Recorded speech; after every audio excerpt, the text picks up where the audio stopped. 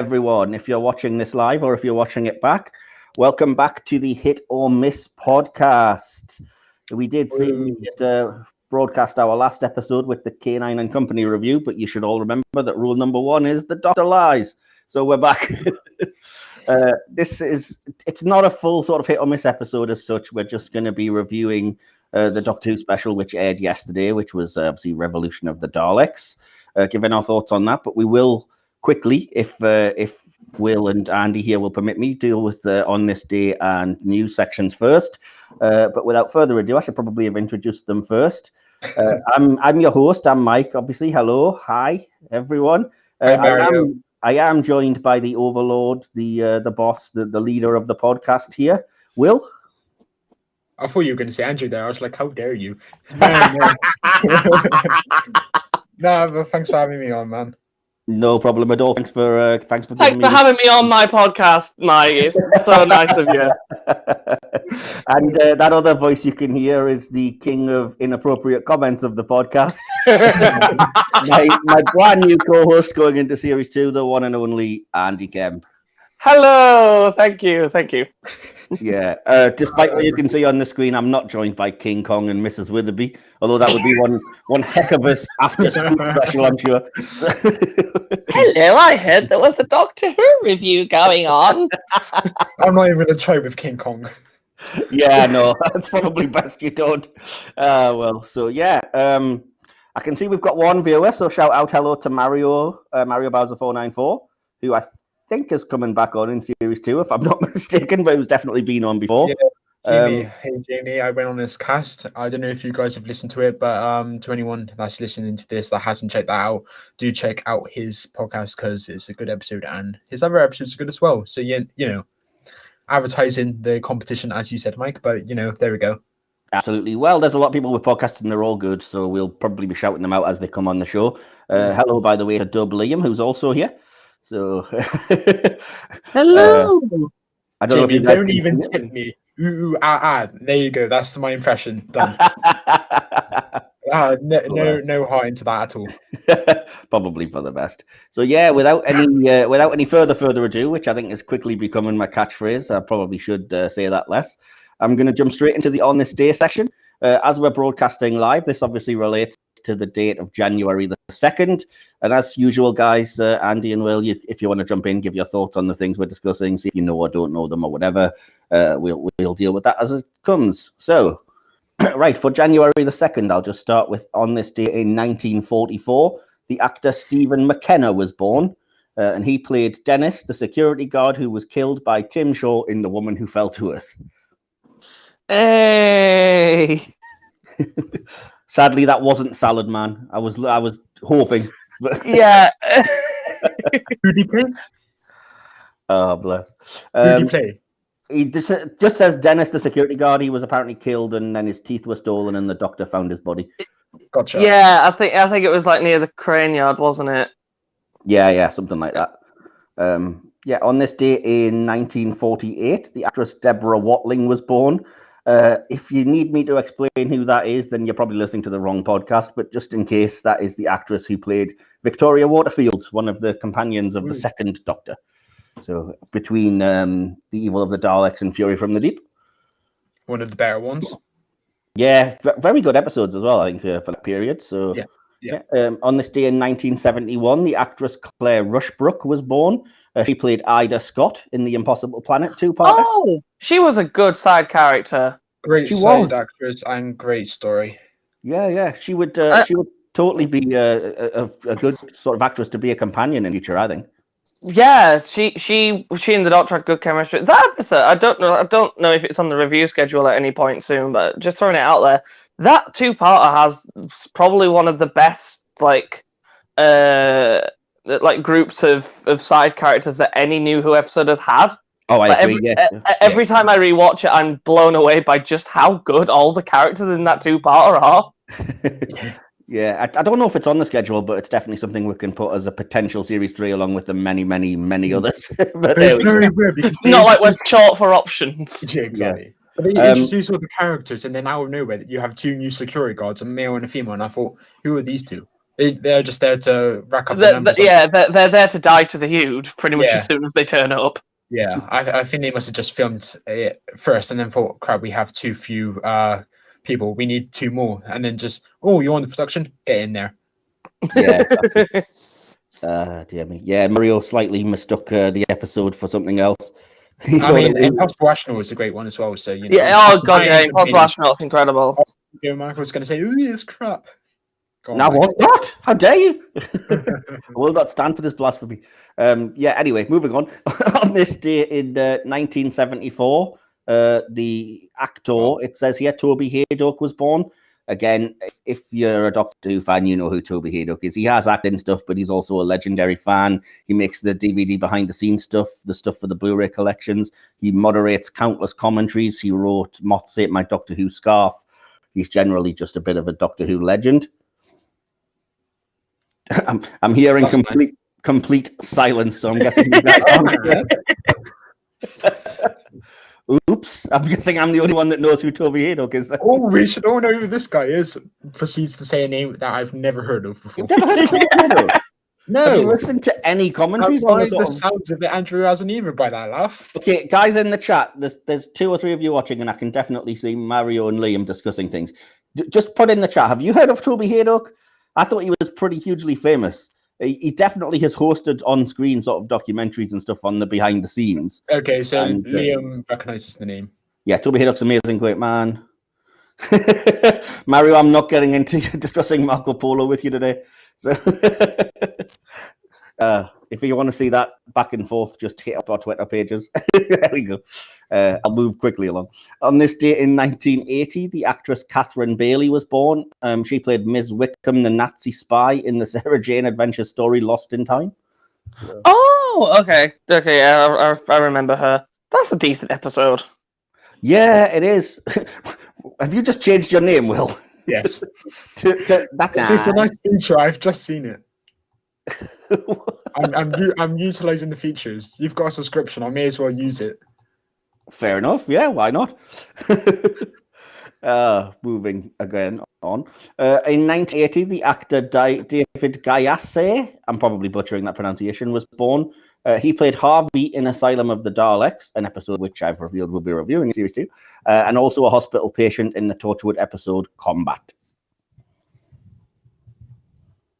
I'm trying to remember which, because I've seen Asylum of the Daleks a lot of times, because actually I'm not going to spoil my views on the episode, because if we're going to be reviewing it, but like, I cannot remember who that character is for the life of me. I think I vaguely remember, and I think it's one of the people from the intro that gets like Dalek stick in the head. But yeah. Okay. I've just looked it up. It's the guy on the, you know, when Amy lands on the sort of snowy area. Oh, it's that bloke. Okay. Yeah, it's the guy who finds Amy. Right. Okay. Fair enough. Shout out to Mario, who has pointed out that, yes, him and Will reviewed Asylum. We'll just plug yet another podcast. Give it a 4 out of 10. I was fuming. You gave it what? A 4 out of 10. Oh, right. I was like, come on. Oof. Yeah, we can see Will just changed his name again, and I'm pleased he did, because he's right. Asylum is good. Yeah, I'd agree. Anyway, sorry to have to change the tone, but then we're going on to the people that we sadly lost on this day, unfortunately. But they are some. But there's only 3, but they're pretty much legends in Doctor Who, I'll say, because why not? In 1981, the actor Victor Karen died, and he played Virgil Earp in The Gunfighters, a story which I think is underrated, personally. Underrated, but nothing special. It'd probably be a 7 out of 10. I do like it. Yeah, but I mean, 7 out of 10 is that's pretty good. It's good, yeah. I think people disregard The Gunfighters because it's not sort of deathly serious. It's kind of a bit of a romp, but I don't mind that every now and then. People link it to a Town Called Mercy and say, oh, it's better than the Town Called Mercy. And I thought, have you even watched Town Called Mercy? I thought they're both good stories. Town Called Mercy is really good. Oh, it's excellent. Like I've said this before, but it combines everything great about the show, all the elements into one. You have some character development, you've got some morals, you've got some standoffs, and you've got some epicness. I thought such great story. Probably 9 or 10 out of 10 is great. Yeah, I agree. I actually think it's an awesome story. It's one of my favorites. We'll leave it in case we review it before I give any more thoughts. But shout out as well to Mario. I'm not going to sing The Last Chance Saloon because, to be perfectly honest, I can't remember the lyrics. But Liam has also said, yeah, I love the Gunfighters, 10 out of 10. He also said, why do they have a parliament? And that's a good question. What, the Daleks? Yeah. I don't know. Why do them have... We'll get into it later with the review, but the Daleks just have whatever the writer decides. Why do the Daleks have balls? That's a question. Well, there you go. And Jamie, I presume that's who Mario is, has said that A Town Called Mercy better than the Gunfighters. Yeah, agreed. They're both good, though. Yeah. On this day in 2006, the actor John Woodnutt sadly died. This guy's a complete Doctor Who legend. He's got 4 appearances in Doctor Who. He played George Hibbert in Spearhead from Space, the Draconian Emperor in Frontier in Space, the dual roles of Broton and the Duke of Forgill in Terror of the Zygons, and Seron in great story, and Seron in The Keeper of Traken. So 4 fantastic stories there. 4 of my favorites, by the way. Oh, I think the only one of those I haven't seen is Frontier. Really? I've seen the other 3 and I really enjoyed them. Oh, sorry. Now I'm just thinking about how good Terror of the Zygons is. Yeah, I mentioned it. It's such a great story. And Spearhead. I'm right. Spearhead from Space is Pertwee's first one, isn't it? Yes. Yeah, he's so good in that. Will, you gotta stop changing your name, man. You'll be distracting everybody that's watching this. It's no jokes, it's banter. Oh, my Daleks have balls. I'm just jealous because I can't even see how to change mine. I'm sure I could figure it out, but yeah. Yeah, as I say, I love those stories. So you haven't seen Frontier in Space, Andy? Does that mean you haven't seen Planet of the Daleks? No, I don't. No. Oh, okay. Have you seen the first Dalek story? Hello. Have you seen the Dalek? Okay, I think no, I've definitely seen like bits and bobs of it, but I've never watched it the whole way through. Okay, well, if you've seen the first Dalek story, you've seen Planet of the Daleks. It's just a remake. So, okay, fair enough. That was my point. Okay, fair enough then. And the last bit of sad news on this day in 2020, so just a year ago, the actor Edmund Kenty died, or Kent, Kente, and he played Mr. Scoons in The Next Doctor, who is a character I do weirdly remember, but you know my special affection for that episode. So, I assume he's one of the people from the graveyard. He's the old. I was being drawn to the old guy with the hat and like the grey strands of hair. Oh, okay, him. Yeah, I don't think he was super young. So yeah. Oh man, The Next Doctor. I don't get what you love about that. Is that the guy who missed? I want to say her name's Hartigan. I think that's her name. I can't fully remember. Is he the one like who she like makes the Cyberman kill? Yes, I think so. If I remember, okay, it is. Yeah. Wait, not Will. Mike, you love that episode. Love's a strong, but yes, I do. Okay. I watched all the episodes back, and like all the Christmas specials, and I'm almost finished the entire rewatch about all the series. And The Next Doctor is the second weakest special, in my opinion. And then the episode that comes last is Husbands of River Song. Okay. Maybe a bit controversial, but that is a 4 10. Is pitiful. Oh, sorry, that's such painful because of that hot take. I mean, Mike, I'm so happy that it's just us two doing the podcast. Yeah, so this will be Will's last ever appearance. Yeah, man, Husbands is all over the place. You have the action scene where the big robot guy is in the TARDIS and is so poorly directed. The final 5 minutes, okay, is really good. But the 40 minutes before that, no. Well, the 50 minutes before that, no. I actually don't completely disagree with you. I do think it's kind of weak, but I think the last sort of 20 minutes or so make up for it. But yeah. The sort of threat and everything is just not great in that episode. But we're not reviewing that, so we'll move on. Do you guys want to do Quilly news before we get into the episode review? Sure. Awesome. Right. So there are 5 little bits of news here. First of all, I just wanted to point out that, yes, the next series of Doctor Who has been confirmed to broadcast later in 2021. We don't have an exact date, but I think people have been able to extrapolate it'll potentially be October the 31st. That's a Sunday, and we've seen little bits of Halloween decorations in filming, so maybe it'll be then. I think up to now it's still listed as only being about 8 episodes because of COVID restrictions and things. So yeah. Michael, I think you've forgotten one by saying Terror of the Autons on this day in 1971. Oh, apologies if that's the case. I did not see that on the website that I was checking. Oh, but of course it is, because it's 50 years of the Master, isn't it? Or was that yesterday? No, that was today, I believe. No, the Master. That was yesterday. I saw an Instagram post about it. Well, then Terror of the Autons wasn't on this day. It was on yesterday, wasn't it? Okay, hang on. Jamie, you're an idiot.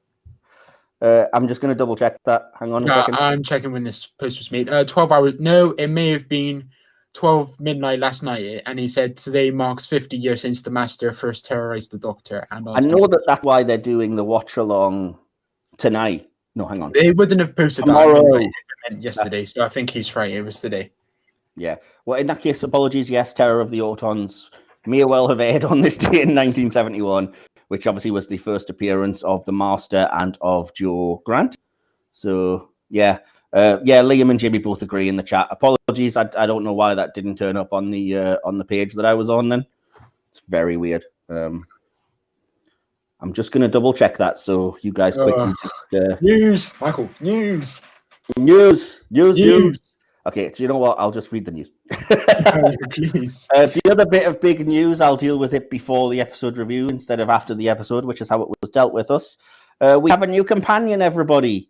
It was announced yesterday after the special that, hello, I'm John Bishop, and I'm going to be joining the TARDIS. John Bishop is joining us as a character called Dan as a full-time companion next year. Yeah. So, more chances for me to do my borderline offensive John Bishop Scouse accent. So thoughts on John Bishop joining while I grab the quotes? Scouse is one of the only accents I can confidently do because I had to do it for one of my A-level shows that we did. We did Blood Brothers, so I had to learn how to do it, and I've kind of always been able to go back to it quite confidently. So, give us your best accent. What? Give us your best accent. Give us your attempt. Well, Scouse is something I can do competently. I have a trigger sentence that always helps me get into it. So it's, I'd like some chips and a can of Coke, please.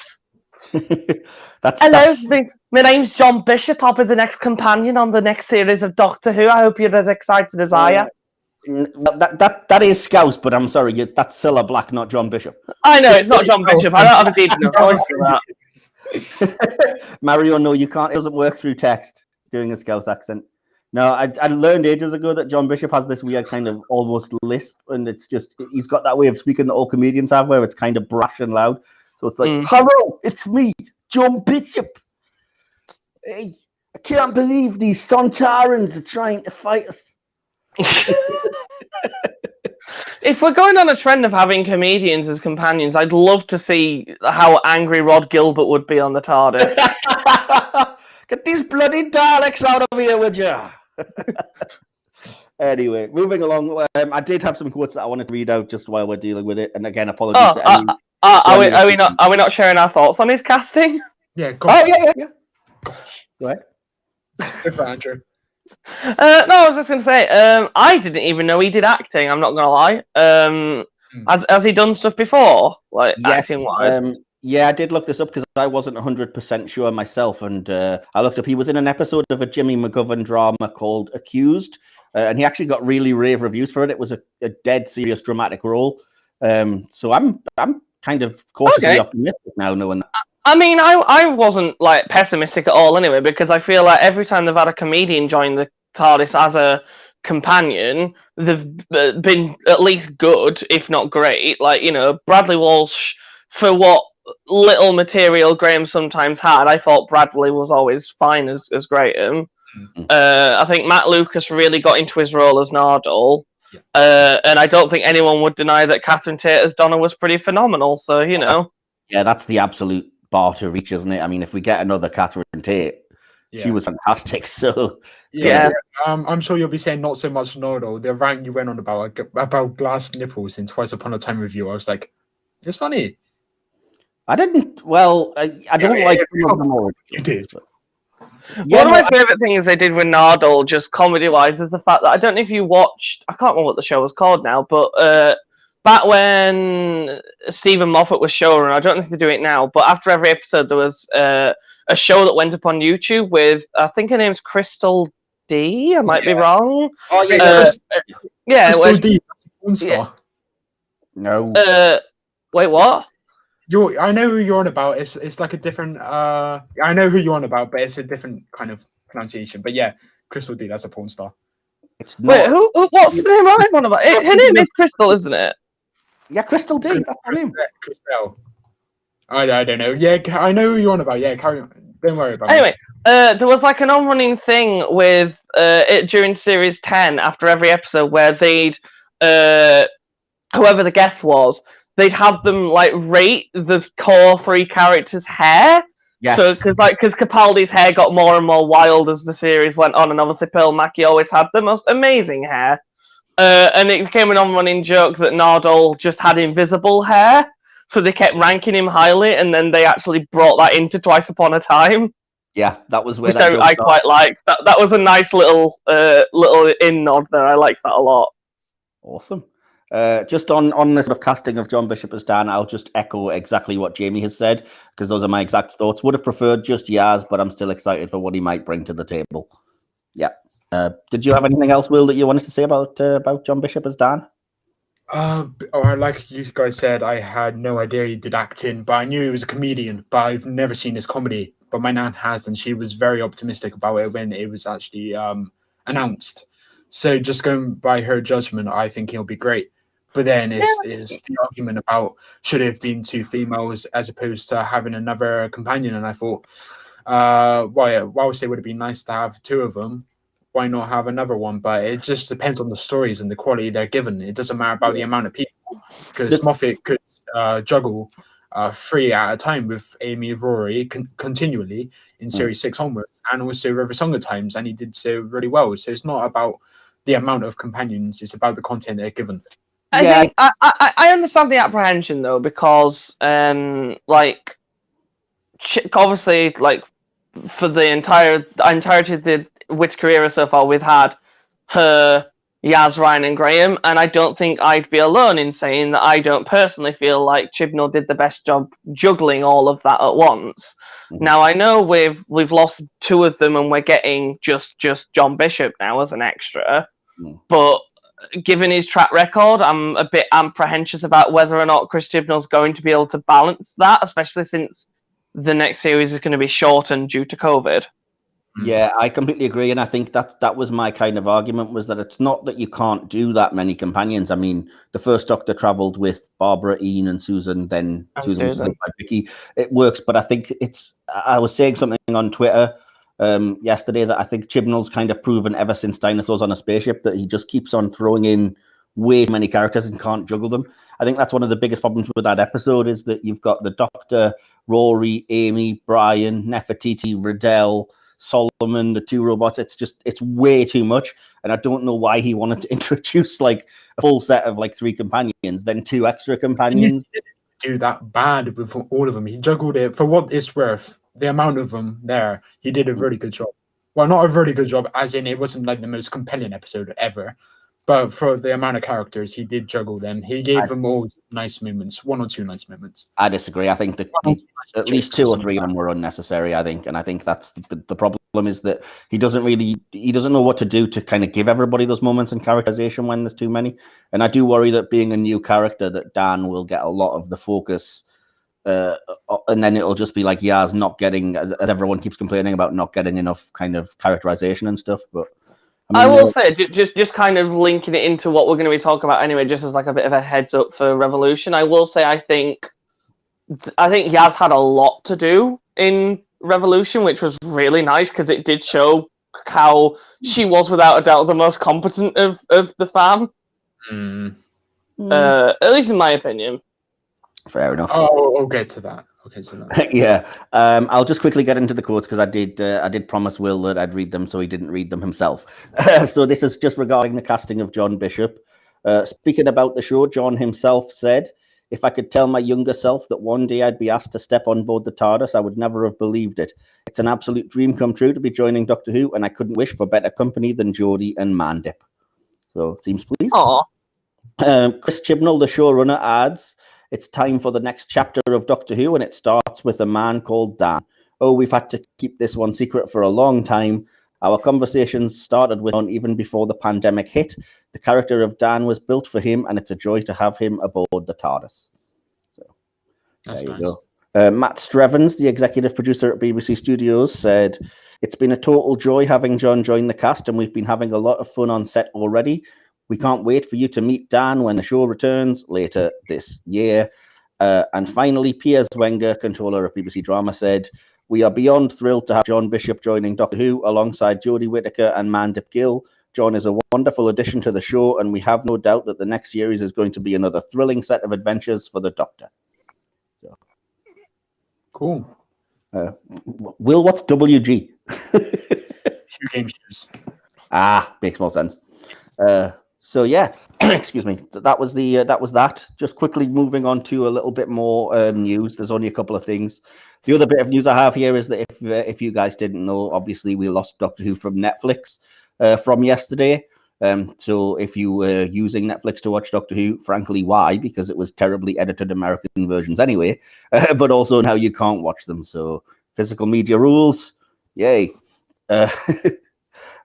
R.I.P. Dr. Netflix, indeed, Andy. And yeah, just a last bit of really sad news. We found out yesterday that we lost a Doctor Who and an acting legend, Mark Eden, who played Marco Polo in the titular story.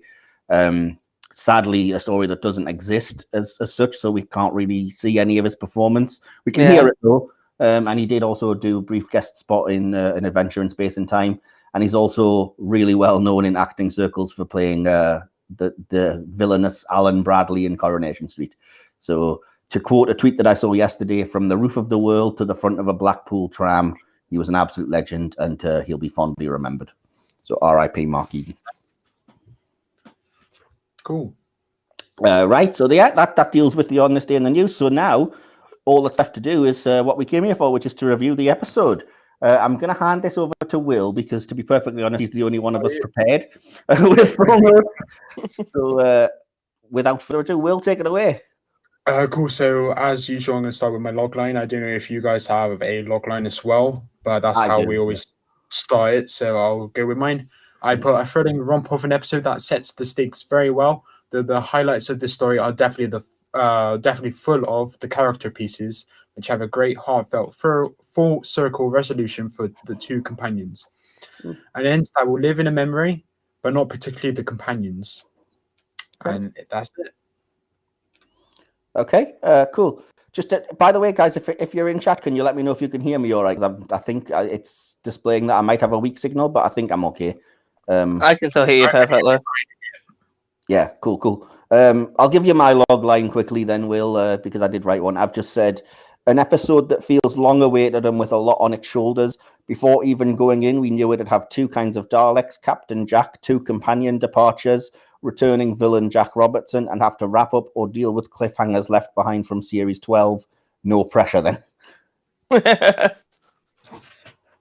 Right, Andrew, have you got anything? Or just like freestyle logline or something like that?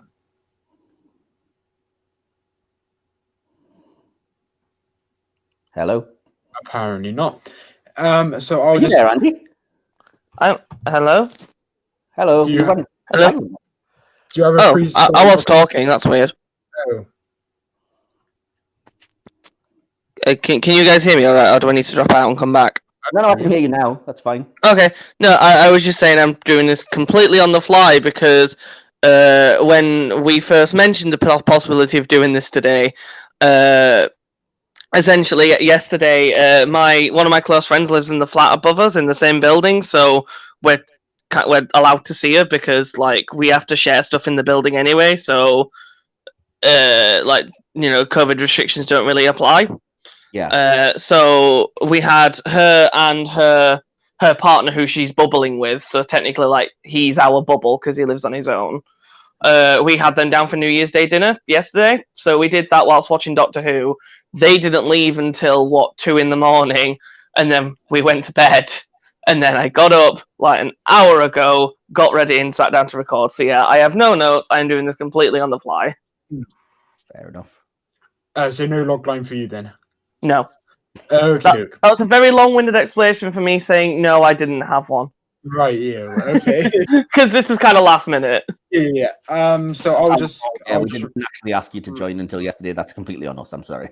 Yeah. No, it's fine. I hadn't thought about this for ages, so yeah. Don't blame me, please. Anyway, I'll go through the list I've got, and then you guys can just jump in whenever you want. All right? Yeah. Just as usual. So I put the starting scenes were very well edited, and as opposed to having like a previously trailer, they kind of just continued straight off from Resolution, which I thought was a nice touch. And it reminded me how well shot Doctor Who is. It looked phenomenal the way it was shot. Perfect. Yeah. For all the criticisms I can level at some aspects of this era, I don't think it's ever looked bad. Exactly. It looked very pretty. Because I was literally watching, from my context, I was watching Human Nature, The Family of Blood last night before this episode aired. Oh. And then that's such a strong 2-part because I got to that on my Tenant rewatch. And I thought, I really hope this experience doesn't undermine the next episode that's set to air, because of course Human Nature is a really good story. But I do think both stories are very good, but that kind of skips ahead. So I'll come back to my next note, which I put, which is my first criticism actually. The moments where where the lorry driver was confronted by grief about his mother from the Prime Minister, I believe it was. I said that wasn't well scripted. It felt very offbeat and was there only to give some sort of like character building, but it felt short of the mark and it felt weird to me. I think that this was brought up by somebody on Twitter. That scene, it's not very clear, but it's to point out that they'd kind of been watching him for a while, and that's how they were able to sort of fake the tea sort of cafe thing that he would go to, because otherwise, as somebody pointed out, it would just be, did they just take over like every tea trolley along that entire sort of motorway? My next point is just not, like you said, it's not very clear.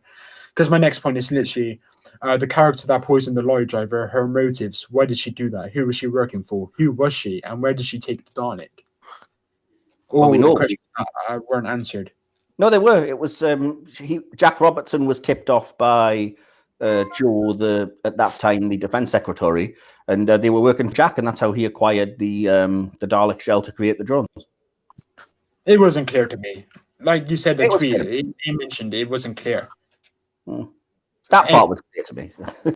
Okay. The political talk discussing the trust we have in our leaders is ironically reminiscent of many people's thoughts today with the COVID pandemic.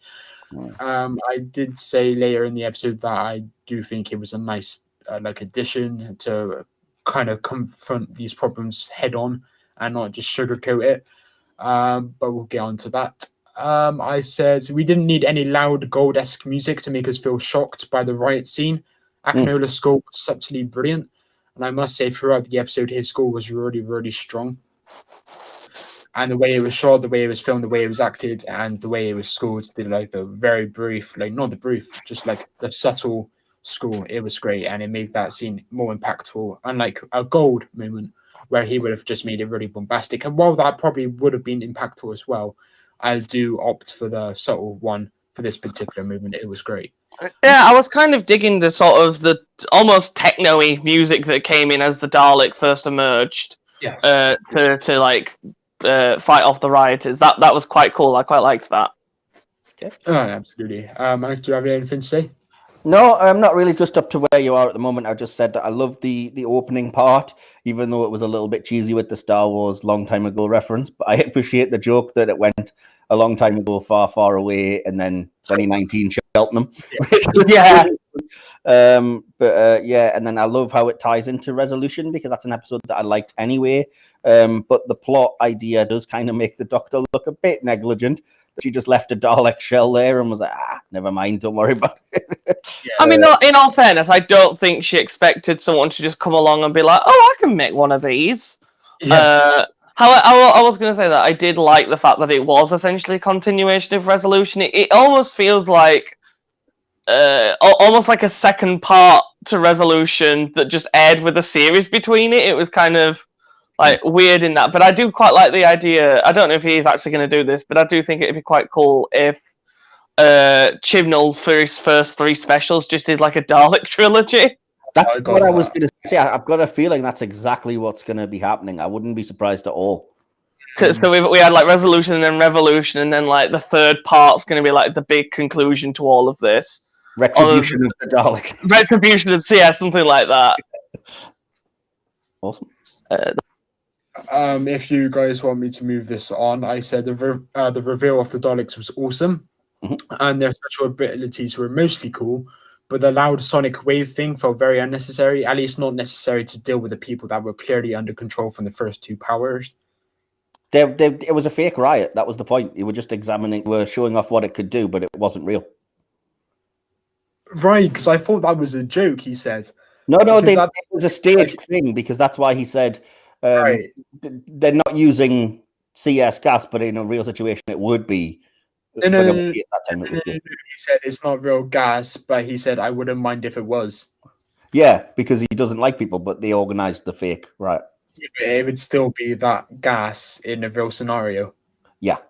No, that's not what he meant. But yeah, no, it's not super clear, but it's a staged riot. It's not really happening, and it's just to show off the various things that the. No, I'm aware of that, but if it was a real situation, the gas would have been the same.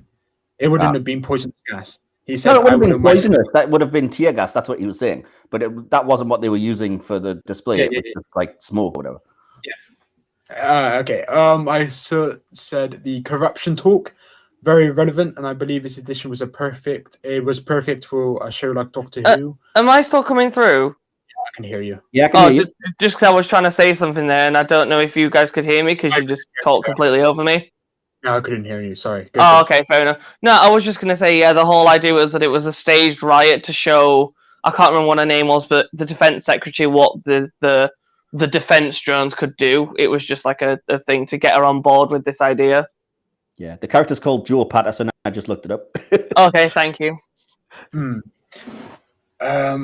Leading on from like the performance, I said Chris Noth's performance and character was better in this particular episode than he was in Arachnids.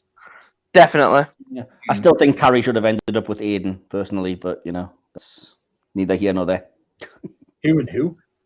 See, that's a reference that only the most hardcore Sex and the City fans are going to get. Oh, I've never seen it. I put the Doctor's movements were onto quote-unquote Sharda. I put a very pretty CGI for the exterior, but we've already seen it, but it was still pretty. I thought I'd make a note of that. And the set design for the interior was very slick, especially the corridors.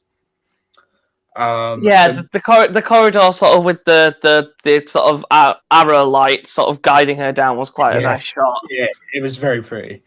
And leading on from that, I put the moment the Doctor looks directly at the camera before the red CGI comes from the left over the top to make it clear she's not breaking the fourth wall, kind of, was awesome, and it was an excellent shot. I'd agree. The Doctor referring to an angel as Angelica was brilliant. And funny. Don't ruin the sentiment. I thought it was Angelica, but Angela, okay. Same idea. The fact that it was the only original Chibnall villain from this episode was the Pating was kind of sad, even if it was only for laughs. There are some in the background, by the way, because I didn't realize this, but you can go back and look. There's a Thijarian from Demons of the Punjab in there as well. Right. But the main ones were the Angel, Sycorax, and the Pating, I think. And there may have been another one. Ironically, you're forgetting the Silence. Yeah. I was going to say, there was a Weeping Angel, there was an Ood and a Sycorax, which she called Bonnie and Clyde. Then there was the Mighty Pating, which made me laugh. and then there was the silence, which Jodie then quipped, "Oh, I forgot you were here." I quite liked that. Yeah. And on the subject of jokes, my favorite joke in the whole episode was when she tells the pitting, "You can't eat through the bars. Believe me, I've tried." Because just Whittaker trying to chew metal is hilarious. Yeah. And the I thing feel is, like, I feel like just this is going to come back later as well. I feel like Chibnall is aware of what the memes are from his era. Yeah, Jamie just said that in the chat as well. Oh, okay, because he had the pitting, and then later on we had the constant repetition of "You're doing it, mate." You're doing it, mate. Yeah. Which had me cackling. That was great. Yeah. It's only a matter of time before he has Jodie appear and go, "Don't forget to subscribe to the official time." You know what? If he does that, all power to him. He will. I will have so much respect for him if he does that, because that'd be really funny. Yeah. It's like the ultimate fourth wall break. I mean, I do think this kind of means that he does actually check up on like the reviews and what people were saying. Because I remember during Series 11 or after it, it was said that he was staying away from the internet, staying away from kind of reviews, and that's one of the things that people were like, the people, the fans, quote unquote, were saying was a bit controversial that he didn't take in feedback. But from this, if that was intentional from feedback, then it's clearly working, and he is listening to people, at least the positive stuff, anyway. Yeah. Yeah, I'd agree. I do kind of hope, if he is on board with the memes, that we get Benny back. That's exactly what Jamie just said. Are you reading that? No. That's literally Jamie has just said. Oh, there we go. Yeah. Yeah, I didn't see because I was changing my name again. Because I've found out how to do it now. I do kept Supreme Queen. Right, ready to go on to the next one? Yeah. Well, just quickly, I wanted to say, what did I say? I love the staging, everything of the fake riot. I agree. I think the use of actual silence in with the sort of bombastic music, techno thing was good. I love the design of the Dalek drones because I don't think I'd like it if they were just the Daleks going forward, but as a sort of subspecies, I guess. I think it's a really cool design. That single, like that I guess they were calling I think they called them the Robertson Daleks. I saw someone call them that at some point. Not in the episode, but just online.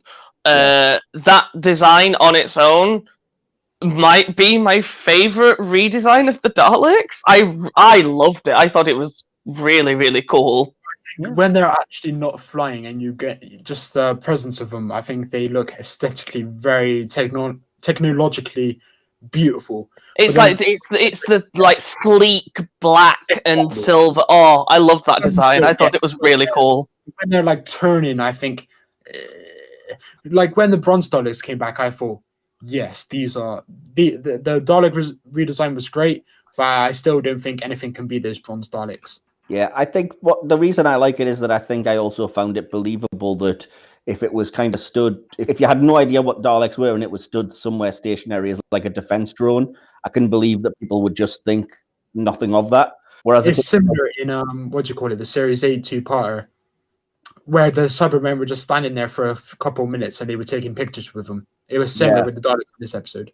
Yeah, except that because of the way that the Dalek design and stuff is, I think people wouldn't think twice because it doesn't look like a sort of thing that's going to chase you and destroy you. It's just kind of like, oh yeah, I can see why people wouldn't think twice. But then, of course, when they do, oof. I like that they mentioned arachnids in the UK and how Robertson's been disgraced because of a nuclear toxic waste scandal.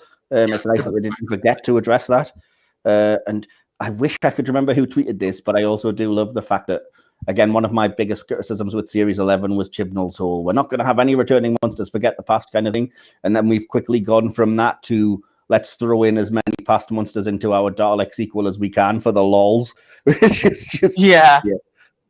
And I do like the fact, again, this will come up later anyway, once we get to more of the Doctor stuff, but I do like the fact that, because in Series 11, because of the lack of a narrative arc throughout the series, it did kind of feel like there wasn't really much, what's the word? There wasn't really much, like, point to... Point isn't the right word, but, like, it was very much like this week we're doing this adventure, and then next week we're not even gonna, we're just gonna forget that happened and do the next adventure. Whereas he's actually started bringing back things from his era and doing like callbacks to other characters or other stories, and they're having like starting to have a bit more relevance as things go on. Yeah, I don't understand his thought process, because in Series 11 you had absolutely nothing. Well, you did have, I believe it was Kerblam, you had a reference to like Unicorn and the Wasp about the giant bee. Yeah, there was a reference to Unicorn and the Wasp, and there was obviously the Fez, which was referenced. Yeah, but other than that, the refusal to bring back villains and like references other than those two, it was a bit shocking. Well, not shocking, not bad shocking, but it was kind of like a surprise. Whereas I like the fact that he is actually starting to make references, not just to stuff previous to his era, but to stuff from his era as well, because it actually does kind of feel like, because he said all along he had this 5-year plan, and if this episode was always a part of the plan, I'm now starting to feel like, okay, he did have a plan. Series 11 was just sort of the stepping stone of just these are the characters, and now he's slowly building up to, like, including more and more. It's becoming more self-referential, which I like. So if he pulls this off after however many series he does, I actually might be really on board with him as a showrunner. Agreed, yeah, but I wouldn't say it was slowly introduced, because Series 12 was a complete contrast. Series 11 was like a 0 about these like references, and then Series 12 was like 10. It was references here, there, and everywhere. So it's not like repeated. It's like, to me, it's like, okay, Series 11, that's a starting, that's a jumping on point, like you said. But then Series 12 is going to be like all the mythos of it, everything all just slap bang into one series. And when I said slowly building up, I mean more his era, like not in terms of just referencing other previous Doctor Who stuff. I just mean like in general, it feels like he's building up to something within his own era. I know obviously we had the whole Timeless Child stuff, but like it does feel like we're building up to this really substantial, almost like world building in itself. Like he's kind of building his own world within his tenure, and it's like all gonna culminate and like come together. It feels like the beginnings of that for me anyway. The fact that we're already having payoff for stuff in just Series 11 and 12 alone. And even later in the episode, I think the talk with I almost said Rory then. I mean Ryan. About Ryan saying you've got to find out about yourself and your future and your past and whatever. And I think that's going to lead into the 5-year plan. It's going to be about the Timeless Children. I didn't like that scene because it bugged me that there was a specific an actual scene dealing with that in the Timeless Children, and then she's still dealing with it again. And it's like, we dealt with this. You're just repeating yourself at this stage. Guess what? It confirmed. What's that? She wasn't born on Gallifrey. And she said it. Yeah, again, though, anything's changeable at this point. I wouldn't be at all surprised if the way that it was addressed that Chibnall does eventually turn around and say, "I know it was all a lie. Don't worry about it." If he's got a 5-year plan and he drip feeds it across the series, like he had it in the Ghost Monument, he had it in Spyfall, he had it dotted around Series 12, and then of course the big finale. I think it would be like a waste for him just to say, no, it was a lie. I think Andrew's going on the right path. Like it's all going to have a big payoff, and it's going to be his own little world or something like that. And it's going to, for the amount of grief I do give Chibnall, I think he's going to get a payoff that is really good for this story. Just something that happened yesterday that I actually found quite interesting, just along this sort of topic, was you know how I mentioned how we had my close friend from upstairs and her boyfriend down for New Year's Day. Well, he hasn't really watched much Doctor Who, and yesterday before we sat down, we had it on iPlayer, we paused it because we were serving up dinner as it started and we didn't want to miss it. He asked me the question because he hasn't seen a lot of Doctor Who. He just asked how does the Doctor regenerate? Has that ever been explained? Like how can they do that? And I thought it was really interesting because when I thought about it, I was like, actually, yeah, this is really the first time they've ever really tried to do an explanation or a story around how the Time Lords could regenerate. And when I thought of it that way, I was like, I quite like that, actually. I like the fact that he's decided to explore a part of the mythos that isn't as explored. Yeah, I think it has been explored in the past, but in the past it was always said that it was just exposure to the time vortex. That's kind of how Moffat tried to explain River Song, which they've now had to kind of almost half retcon. So yeah, I think it's been dealt with, but yeah. I'm warming up to it more and more as the days go on, I think. I like Michael said, it was the scene with Ryan that I'm not particularly keen on, but I think it was necessary for his character. I love that scene. I just don't like the Doctor suddenly saying, "Oh, I'm having to deal with all of this stuff." When, like I said, it was perfectly dealt with. My favorite line in The Timeless Children is, "Have you ever been restricted by who you were before?" Which seems like that was right, done and dusted. You've dealt with it. Why is she now like, "Oh, but I still don't really know." I mean, in her defense, she did just spend decades in a Jejune prison with no one to talk to. Like, I feel like that would weigh on your mind quite a lot if straight after finding out that your whole history was a lie, you were just chucked in a prison. Yeah, fair enough. If I were her, I probably would have said something very similar. Should we just go for the notes so we do get to that point? Yeah. I just want to quickly wanted to add with regards to Andrew's point. I kind of see what you're saying about Chibnall, and yes, you've got to kind of start it out with Series 11 being for the kind of uninitiated, because I still have family members that are like, I'm not watching Doctor Who anymore because you can't understand it. It was fine for the first couple of series of the revival, whatever. But I also think that Chibnall's kind of just seeing what works in his era, because it's worth noting that when Ryan describes all the things that they've faced, the only Series 11 villain that he names is the Morax, which I've always said is the only memorable one. There's no mention of even the Stenza or the Thajarians, not that they were really a villain or anything else. And I think that was the biggest flaw with Series 11, wasn't that you had no returning villains. It was the ones that he made were completely unmemorable or just bad. Yeah, honestly, the most memorable villain for me in Series 11, and maybe it's just because it's by far my favorite Series 11 episode, was the Kablam Man, and even then it wasn't really a villain. Oh, bless. On a related subject, I only just saw for the first time yesterday that you can get a Kablam Man Funko Pop, and now I want one. Yeah, I quite like that. It looks quite cool. But the thing is, the most iconic Series 11 villain is not necessarily my favorite, but that would be Tim Shaw, the Stenza. But I don't think he works, and I think Chibnall hopefully has seen that, because the fact that he wasn't very well regarded, and then when he returned for the finale, everybody's response was like, "Oh, this guy," as opposed to "Yay, this dude." Yeah, the thing is, the last 3 New Year's specials have all been returning characters, as in the Master and the Daleks twice. And I just think about the trilogy you're kind of insinuating. I don't want to see that, because I want to see Chibnall get establish some villains of his own. I don't want him just to I don't want Chibnall's greatest moments to be stuff from the past. I want him to establish himself. Well, I think you're going to be... I kind of agree, but on the other hand, like, as far as I'm aware, there is like a contractual thing with... Oh, yeah. I want to say his name is it Terry Nation? Is that the right name? Yeah. There's like a contractual thing with him where if they want to keep the rights to the Daleks, they have to appear like at least once in some capacity. 1 a year.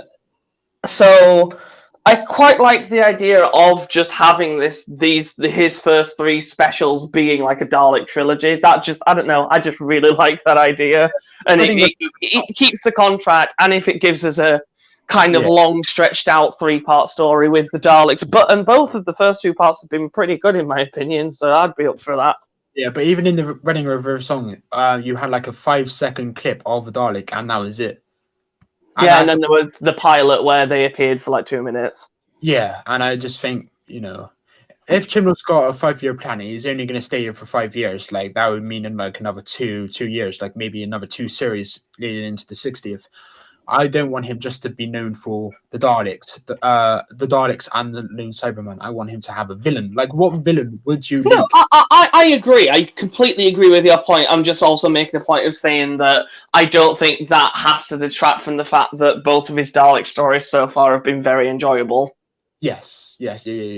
Because I mentioned it in the summary that none of the Daleks moments in this story have a light to resolution. Because I thought Resolution had the better Dalek moments. I do like. I'd agree with that, but I think it's because Resolution had a little bit less to tackle as well. Yes, yeah. Oh well, there we go. I did say, that Resolution was a weaker episode than this, but it had the better villain threat moments. But again, it just links into the story about the threat in this episode, which we'll get onto as a criticism. Yeah, we'll get into it. We'll get into it. I wanted to say, go for it. Hello. I just wanted to echo. I was going to make the same point that Mario has. That I see what you're saying, but I think Chibnall has kind of proven that he can't write new villains, and all of his best stuff is with villains that are returning. And I think, lean into your strengths. You know what I mean? If that's what works for him, fair enough. So I'd rather see him do that. And the fact that next season we've already seen at least one returning kind of known villain. Hopefully, I don't think you're going to get what you want, Will, because there's not going to be any particularly memorable new things. But... I mean, not memorable. So spend more time on making your own. But he tried that, though. He tried that with Tim Shaw, and it didn't work. I doubt Chibnall has admitted defeat, to be honest. I know in Series 3, it's not rumoured, we're getting the Centaurans and also the Weeping Angels have been filmed, but we're not sure if that's for an episode or for a game. It's for the video game.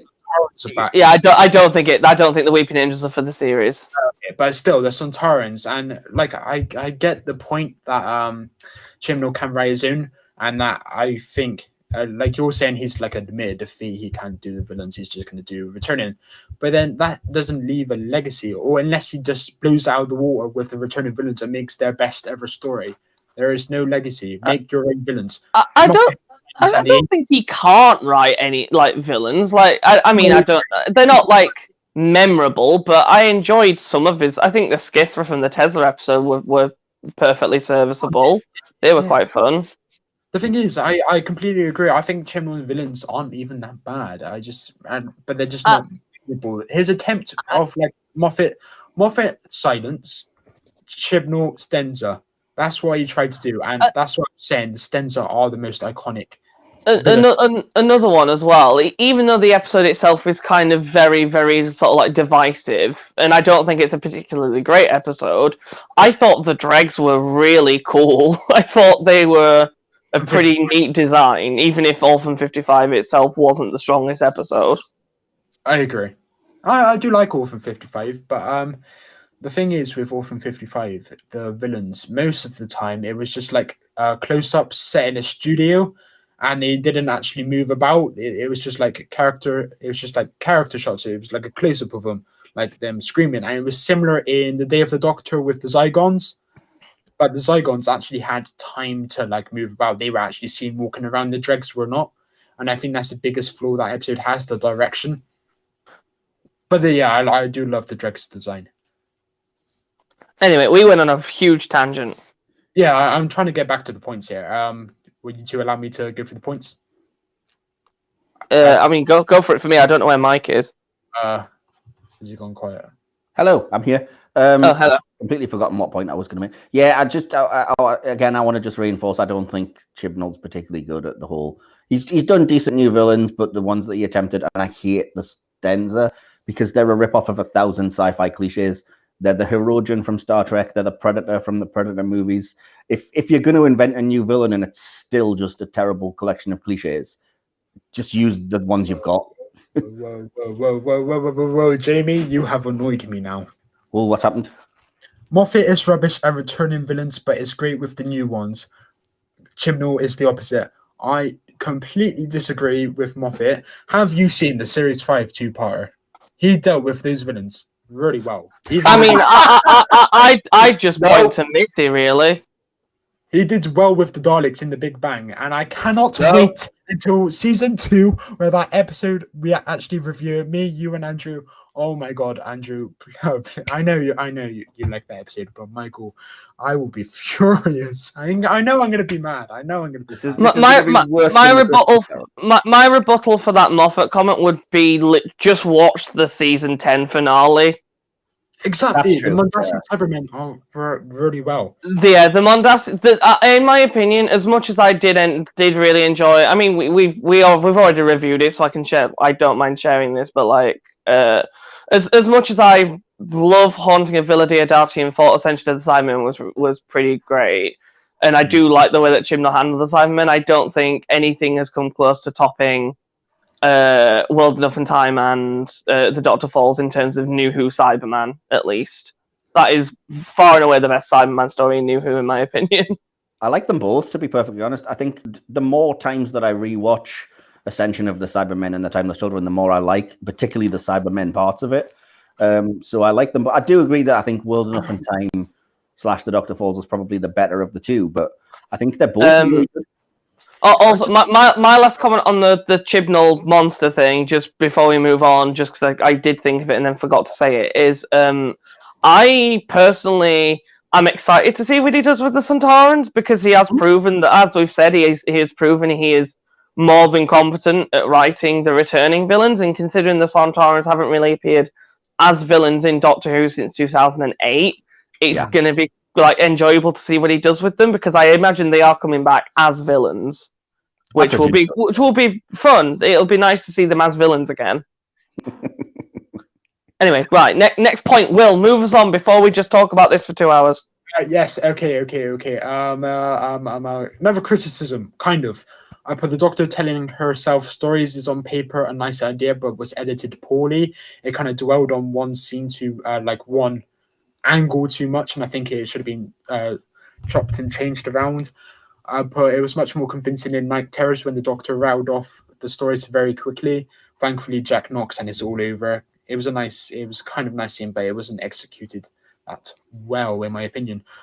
I put Yas being in the TARDIS is nice for her character, but her being in there uninterrupted for 10 months seems very unlikely to me. The fact that Graham and Brian supposedly never checked in on her to get her out before that, it just seemed very odd. I did wonder that when it happened in that scene. I was like, wait, it's been 10 months. Are you telling me this is the first time you've been and seen her, and you haven't noticed that she's been sleeping here before, unless she only started sleeping there recently? I was just going to say, I think the implication I got from that was that she'd only just because they say that she missed the New Year, so I presumed it was kind of that she's gradually been going there more and more. Yeah. Over the kind of Christmas and New Year, she was just crashing there, and they were like, "We haven't seen Yaz," which makes more sense. So I'm happier to sort of buy into that, but I do kind of wish it had been kind of just given a line in the episode just to clarify that was the situation. You shouldn't have to buy into it. You should know. Yeah. And I'm not saying that's your fault. I'm saying that's a script's fault that it didn't make you know. Yeah, I agree that you could be clearer in your writing, but Chibnall does that, I think, quite often, where it's kind of like it's left to the viewer to extrapolate, and rather than him being a clearer writer with these things. We'll get to another issue I have regarding that later, but I mentioned it to you yesterday, Will. Yeah. I also put Jack Robertson putting his hands on the car was a funny moment before realizing it's the quote-unquote harmless TARDIS team when they confront him. That was a great moment. And then after that moment, after they've walked away from the security, Graham's line to Yas talking about her off-screen attempt to scare the guards with a quote like the Doctor would say, and that Yas said it would only work for the Doctor. That was an excellent exchange, and it was very funny. And I thought, I wish that was on screen. And then it kind of felt... Wasn't it? No. It was off screen, and then Graham was like, "Oh, you saying that? Quote was funny." And then she said, "Yeah, it only works for the Doctor," but she didn't say that on screen. No, it was on screen because it was referenced to. I'm trying to remember what exactly she said now. The whole "we know what you're up to, and whatever it is, we'll put a stop to it."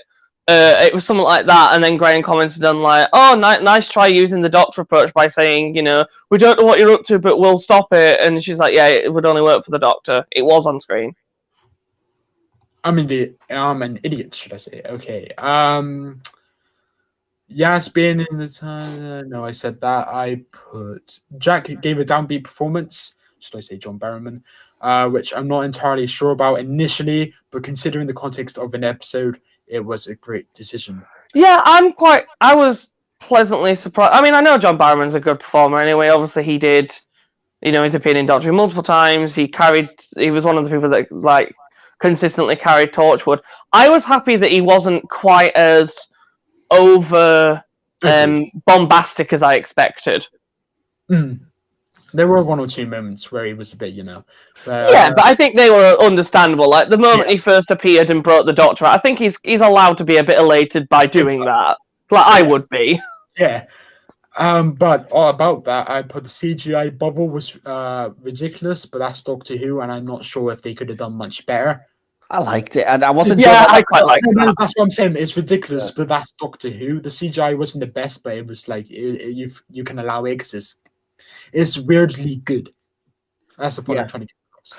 Given all the beautiful shots that were in this episode, my favourite, which we will get to later, I think we can allow the CGI to be a little bit wonky on that bubble. I thought it was a fun little idea. I think that would be really difficult to do, well anyway, because they're running and it's very hard to make like a round portal around a character realistic, because the same happens in Rings of Akaten, and even there it wasn't like the most amazing CGI. Yeah. Sorry, it took me a moment to realise what you're on about that, but yeah, I agree. Yeah, they're on the wizard, not the wizard. I remember. Yeah. Michael, you were gonna say something. I was just gonna. What was I gonna say? It's kind of a bit of a slight tangent, but the thing that I had a bigger issue with Captain Jack was that no less than twice and possibly more times, Chibnall literally just cuts and pastes jokes that have been used in the past. So it bugged the crap out of me, because it's like the first time he sees the Doctor and it's like, oh, you've had work done, you can talk. It's word for word what he said to Tennant. And then as Jamie's pointed out in the chat here, when the Doctor asks, like, how did you smuggle a vortex manipulator? And, oh, you really don't want to know. Hilarious. Yeah. Yes, it was up his arse. That was also hilarious in 2005 when you first made the joke. So I actually didn't mind, like the second one. Yeah, the second one I was kind of like kind of on your boat of we did that in 2005. But the first time I didn't mind the first one about, oh, you've had work done, you can talk, because it kind of felt like a nice callback. Yeah. Which, like, I understand, like, if Chibnall genuinely did think he was being funny by writing that and being like, oh, look at me, I'm so original, yeah, I'd also be irritated, but I kind of feel like it was more of a tongue-in-cheek throwback, which I liked, personally. If it wasn't word for word, fair enough, but the fact that it literally... I think Michael's point is that it's two references in 20 seconds scene. Yeah. So it's a bit over the top, or not? Yeah, I get that, and the second one did bug me, but the first one I quite liked, because it was kind of reminiscent of like how whenever River appeared in the finales, and either her or the Doctor would say, honey, I'm home, and the other one would go, oh, what time do you call this? I think it kind of gave me that sort of vibe. I kind of agree, but I think that's more not, well, I'm going to say it, quote unquote, acceptable, just because it was the same writer doing it. I was about to say, I guess it's a bit less egregious because at least Moffat was writing all of those. It's worse because, like, if I'm not a writer by any means, although I did used to dabble, but it's worse if I can come up with a better sort of concept, and I think it's right there. You don't need to copy literally word for word. Just have, when the Doctor encounters Jack, instead of using that exact same joke, just have her say, oh, Jack, you look different, and then have him say, you can talk, as opposed to, like literally word for word the same lines. But the thing, I just want to make that disclaimer before I get on to my future points. I'm going to echo what you just said, Michael. I'm not a writer, but there were 2 or 3 moments where I thought it could have been a bit better and the story could have been a bit different to make it even better.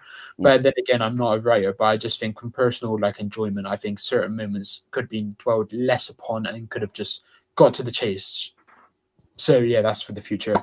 If there's nothing else, I'll move on. No, I'll let you move on with I was actually going to talk about that line next. It was my next point. I said, have you had work done line was hilarious, and looking at it, he must have done. He looks very different to his old appearances, and that's not just age. He looks like he's had a bit of facelift maybe, but I'm not going to speculate. I think he has had a bit of work done. But anyway, the Doctor and Jack were in there for 19 years. That was such a long time. I was shocked by that. That's the note that I made, is that I thought that was a brave choice for them to point that out, but it's a shame that they just don't deal with that. Yeah, but I'm referencing a lot of Moffat episodes today, but Time of the Doctor. Hello? Sorry, I said something, and again, I don't think you heard it because it just no response or. No, it's fine. I don't think it was you. I think my audio cut off for a moment. But no, I was just saying. Oh, my point's gone now. Damn it. What were you just saying? Because it was related to that. John Barrowman facelift. No, it was before that. Before that, I said the CGI bubble. Oh, okay. I was gonna say something about. I think it was just something like the whole Prison Break sequence for me worked pretty well, despite those one or two guys. Oh no, that's what I was gonna say. Mike mentioned the fact that they said they've been in there 19 years was quite brave. I think the Doctor was in there for longer because she said a few decades later on in the episode. Yeah. So I think the idea was that the Doctor had been in there for quite a few decades, and Jack got word that she was in there, and then sort of wormed his way in to get to her, and that took him 19 years. Yeah. But the thing is, Tom the Doctor, the Doctor aged, and it was about 100 years, and the Doctor had physically aged. Like, he was like gone grey and went very wrinkly. So if she's been in there for decades, why hasn't she aged? She looks great. The costume and her hair, she looked great, but she hasn't aged. Really. Let me just counter that by saying that even within that era, they're not consistent about that, because Matt Smith disappears for 100 years before he goes to Lake Silencio and looks exactly the same. So they don't even seem to know whether you're supposed to look different or not. Yeah. Okay. Yeah. I hadn't thought about that. Cool. I put Jack turning on Leo was surprising first time around, but perhaps not in hindsight. Him grabbing him by his ear was brutal, and again, it links into the politics. Is that like the cutthroat predicament, and it's for Doctor Who, for a kids show, it was a bit brutal. I'm talking about this where killings happen all the time in the show, but that physical violence was a bit it looked like it hurt, but of course they're acting. If nothing to say there. And it just kind of helps establish that Jack Robertson is an asshole. Yeah, because it's kind of like a corrupt guy, but then it turns out that. I think that scene actually was surprising because he was he was in the right. And that during that scene, I was intrigued because I was mad at Leo. I was like, "What kind of fucking idiot is like, oh look, genetic material. Let's clone this." Yeah, I do agree, but I do think the violence sort of cemented the fact that this guy is an asshole. Yeah. But he was justified because Leo was an absolute idiot. Yeah, that was my next point. About it, I saw a tweet from someone yesterday. Because I looked up the hashtag and I saw it by new just to see, like, I always do this, like a ratio of good comments to bad comments and just see how it kind of is. And I must say it was probably about 7 positives to 1 negative, which is the highest it's been in ages. So I think the episode was well received overall. So that's good. But I did see a tweet about it. And they say it was like a mother, and it was a mother, and it was a respected woman. So it's not like not my doctor, So I just want to put that out there. She said it poorly represents experts in this episode, and it should have been more light towards them, and Leo in particular, despite his mistake. How it wasn't a good influence on viewers to not trust experts, that they make mistakes and then it's deadly consequences, and then corruption can overbear them and stuff like that. Oh no, we've lost Andrew. Have we? Yeah, I think that person, I can see where they're coming from, but I think they failed to understand that that particular line, that gag, comes from the Trump kind of parody character. So it's not that you're supposed to agree with him. It's kind of there's some satire in it, Andrew, are you back? Yeah, I don't know what happened there. It just completely dropped me. Hey, man. Did you hear what I said? It cut off partway through. But you were saying how someone was saying the episode didn't represent experts well, and it's not the best idea to sort of influence younger viewers into believing that the experts don't know what they're doing or something. And that they make mistakes, and then corruption can overbear them. If you've got nothing to say, because I don't know, I'm getting so worried now because I don't know if you're actually talking and I'm just. No, I mean I can hear you. What I would say to that is I kind of get where she's coming from, but considering Jack Robinson's essentially meant to be Trump. Like, that was the point I just made. Yeah, I think that was the gag, was that him specifically saying, "Oh, this is why we don't trust experts," as a kind of sly dig at people like Trump that are like, "It's all a hoax," blah blah blah. So yeah, because that's pretty much exactly what Trump says anyway. So you know, even before that line, Michael, you said that you, even with that scene, you felt pissed off by Leo because he made the mistake. Yeah, and that's the script making you feel like that. It doesn't need the Trump guy, Jack Robertson, to tell you that. No, it did, and now you're trying to defend it, but it's no, you're misunderstanding. The whole point is that I see where that person is coming from, because there's no kind of expert that behaves the other way. But also, you've got to look, whenever you're reviewing anything or whenever you're watching anything, you've got to look at who's saying these things. And the episode isn't inviting you to ever agree with something Jack Robertson says.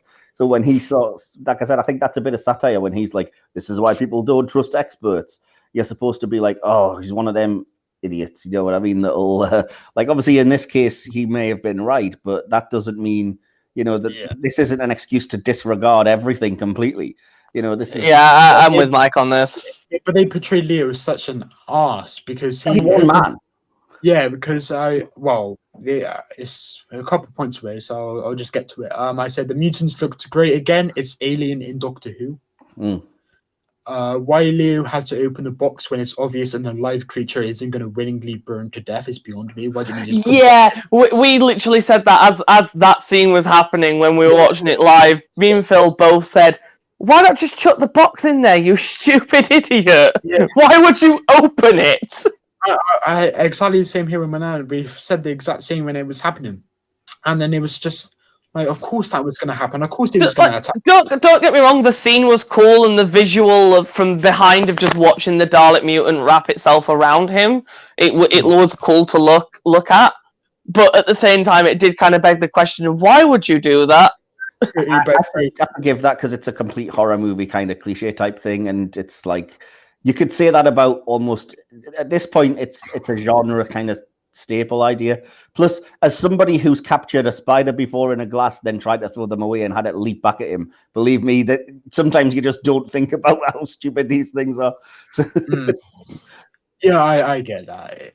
Because it's like you said, it's in everything nowadays. You've just got to deal with it. But like you said, it's a cliche, and cliches aren't necessarily good just because they're a cliche. How else would you drive the plot on in this case, though? You've just got to I think you've got to accept a little bit of suspension at this point. The aliens were massive and they were bigger than the box and they could break through, maybe. Maybe. But that would make it even scarier, in my opinion. Or like the cracking, like the glass cracking. Yeah, I was thinking, like, Dalek mutants aren't dumb, they're smart. So, like, just have it open the box itself. I mean, I think in a show that had a bigger budget and was more able to do it, I think it probably would have had. Can you imagine if jumping out of the fire and attacking that way? I was going to say that. Can you imagine if you put the box in and then he walked away and then out of nowhere just jumps on his back after it broke free? That would have been so cool. That might have been too scary though. And in fairness, you've already established that this guy's an idiot. So well, leading back on from a previous note. I hope this isn't a trilogy and that this is the final time they do a Dalek on the backstory. 2 times is enough anymore, and you're practically reinventing the concept of a Dalek as being outer shell, which I don't think will particularly work long term, at least not commercially. That's my perspective on it anyway. How do you? Sorry, I don't know what you probably. What do you mean by that? Scary in the case. I see. Yes. I said they're practically reinventing the concept of a Dalek as being outer shell. And I said, which I don't think will particularly work long term, at least not commercially. Yeah, I see what you mean. I thought that during Resolution, I was kind of like, I love what Chibnall's done to make this scary, but I hope this doesn't mean that in future Dalek stories, they kind of abandon the shell completely because they think it's scarier to have them puppeting people or whatever else. So I kind of see, I think I agree with you on that one. Yeah, I do love the concept though, and I think both times they've done it, it works really well. I agree with that as well. Yeah. I can't remember when this happens in the episode, but it just something Will said made me think of it. I do like the way that both in both of Chibnall's Dalek stories, he's like thought of different ways that a Dalek would make a Dalek like armor on Earth. So like obviously the first time it literally built it out of stuff it found in like an army base, and then this time they were 3D printed. Like that was quite a neat idea. Yeah, I also like that at least that explains why they look like that one, because it had established in Resolution that that wasn't its design. I think some people are speculating, oh, that maybe was what all of the Recon shells looked like, but we knew from the kind of flashback that it wasn't. And so it just kind of looked like that because it's what it could like make. It's what 100%. It could bring together. Yeah, exactly. And this was a kind of an evolution of that, which is, well, it was literally based on that design. I like that they weren't just trying to pretend that, like, no, the Daleks, certain ones just look like that kind of thing. So, you there, Will? Will? Hello. Sounds like he's chatting to his mum or something. We're flying blind without him because neither of us have made notes, so we have no idea what comes next. Wait, I was gone for about 10 seconds. What happened? Nothing. We were waiting for you. We haven't made notes. I just said we're completely flying blind.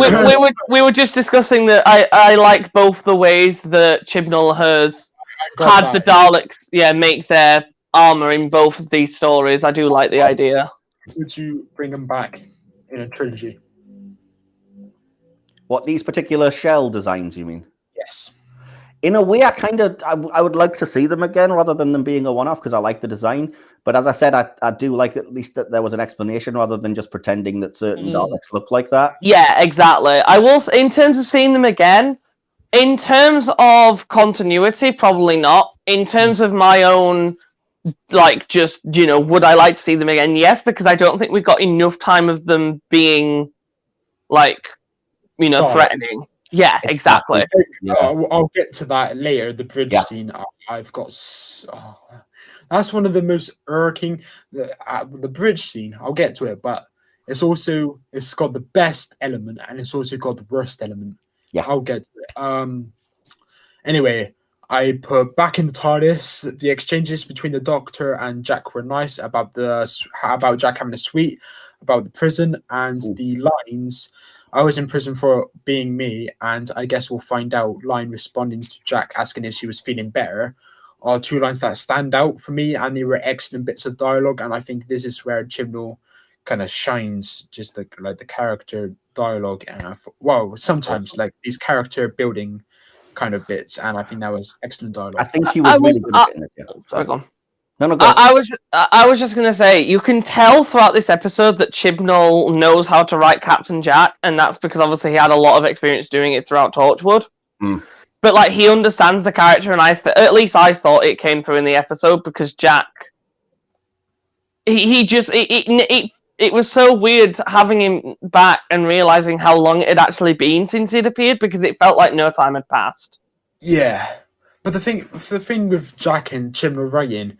There's a point I will make later about the plurals that he uses, because I'll get to it, but it's kind of like a missed opportunity for them to talk about regeneration, because I don't think Yaz was aware that the Doctor could not only change gender, but just regenerate in general. She was. That came up before. What made her aware of that? In the very first episode, she says half an hour ago I was at the... What was it? A wild-haired Scotsman or something. She just gave a confused reaction and shrugged it off. It was never the concept of regeneration being explained. They've definitely addressed regeneration and the switching of gender before. I'm sure of it. I can't remember exactly where, but I'm sure they have. Yeah, I'm pretty sure they have. Well, if there's anyone in the chat, please enlighten us if you do. But we literally have 0 viewers right now. Sorry.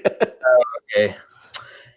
Oh dear, never mind. I put the Doctor turning a wheel to make the TARDIS brighter was amazing. Excellent creative choice. Just before you move on quickly, I wanted to point something out. It's not something I agree with, but I just wanted to put it out there that some people think that the Doctor was rescued and kind of came into the action far too quickly and easily, particularly since the BBC sort of marketed this as how do you deal with a Dalek without the Doctor? And people are complaining that she got out of prison and was back in the action within 15 minutes, which they didn't like. I completely disagree. I disagree as well, but I'm just saying it's out there. Yeah, it was about 25 minutes before she actually was, like, back with the quote-unquote fam. And I thought I said to my nan when we were watching it, about 15 minutes in, I was like, this is really boring. But then she reminded me that it was just, stake setting, kind of just exploring, establishing everything. But I can't help but think the first 15 minutes were pretty boring, and I'm just glad she I did don't get agree. back quicker. I'm glad they didn't drag it on. Hmm. As a pacing wise, I think it was intelligent, but the actual story wise, I don't think it was as good because they couldn't drag out Yaz's research, and I do. Yeah, that's my point. I think it's a missed opportunity, and I think that's the.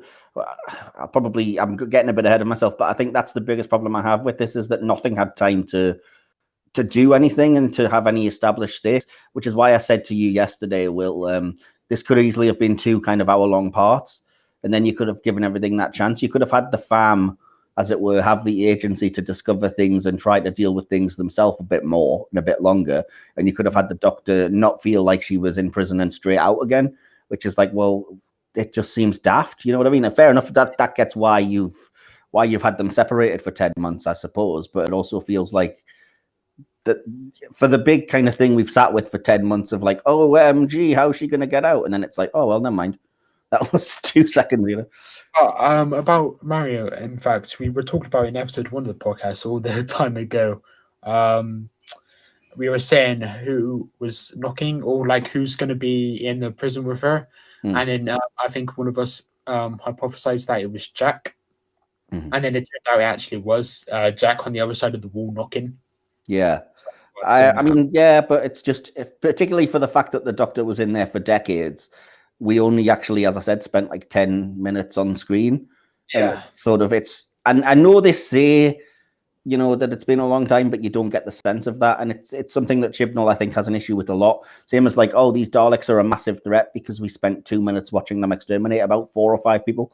Exactly. Otherwise, if she didn't say 19 years, you would think she was there for a couple of weeks, maybe. Exactly. Yeah, exactly. And it's notable that some people like that she didn't kind of tell them, oh, I've been there for a long time and, you know, don't guilt me about 10 months. I've been in there years. And I can see where they're coming from. But also at the same time, it's literally the first thing she says when she jumps out the TARDIS is, oh, sorry, I was in space jail. You know, so... But the thing is, with the 10 months thing, I think you're this emotional about 10 months. And there was actually a tweet about her. So try going 14 years and 4 psychiatrists. And yeah, with Amy, yeah. Reference to Amy. But then I thought, why are you so mad? It's 10 months. I get it because, yeah, it's exactly... I think the strength of the episode is Chibnall's character stuff, and I think he explained that well enough with Yaz saying... Yeah, if I were Yaz, I'd be pissed. Can I contradict myself? What? Can I contradict myself a minute? Yeah. Can I shock you? I actually like cheese and wine. Yes, Alan Partridge, you can. In Aliens of London was really emotional, and Rose had only been gone for 12 months. Yeah. So, you know. It was plus, I mean, to be fair, Amelia Pond had encountered the Doctor for what, like a night? Whereas Yaz had been traveling with Jodie's Doctor for like, what, 2 years? And like I said, it was nice that it was actually well handled that she says it's, I don't know if she's coming back, and it feels almost cruel to have been shown this life and then have it not there anymore and no explanation and no goodbye. It's kind of like, I get it. I can understand that. Yeah. Well, about that, I put Yaz's 10-month research and the short-lived chat at the table was for nothing when the Doctor turned up on a whim. Like time the Doctor, it was just a bit convenient that she returns the day that they happened to get Yaz out of the TARDIS for once. It was to establish that Yaz cared that much. That was the whole point. It's a character thing as opposed to a plot thing. Yeah, that was that was literally my next sentence. I said, "Oh well, what even was Yaz's 10-month research? That was never explained, and it was only there for aesthetic and minor character building reasons. I'm guessing." Yeah, there's a throwaway line about how she's trying to. Because the coordinates were programmed, maybe the whole point was that the Doctor wanted to follow them back and reverse the coordinates or something. Some kind of gubbins that's blatantly like you're supposed to think, wow, this woman's insane, just let it go. Which is basically what Ryan and Graham say. I'm not going to say subtle things because I don't think it's so. I think it's genuinely an attempt at a script. But it's like one of you mentioned earlier, it's open. A lot of things are open for interpretation. And I don't think... intentional. I just think that's just poor storytelling. I'm not sure. I think this is actually, I would disagree and say this is some of the better things, with the exception of Graham, who unfortunately isn't really dealt with. I really like the fact that you see the two different reactions and kind of effects that it has with Yaz and Ryan, where Yaz is like, you can't show me all this wonderful stuff and then just dump me back here and expect me to be fine. And Ryan's like, do you know what? I actually, now that I've had the chance to breathe and rejoin real life, you know, it's kind of, I kind of want to stay here. You know. Yeah, I'm also with Mike on this because I think this is one of, if not the strongest episode for them as companions in terms of their dynamics and their dialogue. I found myself connecting with the fam more here than I think I have throughout the entire 2 series we've had with them so far. I agree with the proviso that not Graham, because he doesn't get anything to do. Yeah, it's really unfortunate, really, because Graham really hasn't had that much to work with since Series 11. Yeah. And it's kind of a shame that his departure is literally just a latch on to Ryan's. Yeah. I want him to have a bit more agency than that. I at least wanted him to say something about, like, because I got the impression, I might have been wrong, but I got the impression that one of the reasons that Graham went with the Doctor in the first place was because he didn't want to face the fact that Grace had died. So it was kind of like him essentially running away from this loss that he just experienced. And I think it would have been nice for him to kind of just, you know, reference that, you know, he's moved on now and he's okay and he feels it's the right time. But instead it was, like you said, he literally just, Ryan said he wanted to leave and then Graham was like, oh, okay, I'll go with you then. Yeah, but the only alternative to that was really the hypothesis that people were saying months and a year or two back that it would be cancer that Graham had that came back to bite him on the arse and killed him. So I'm glad it wasn't that deep.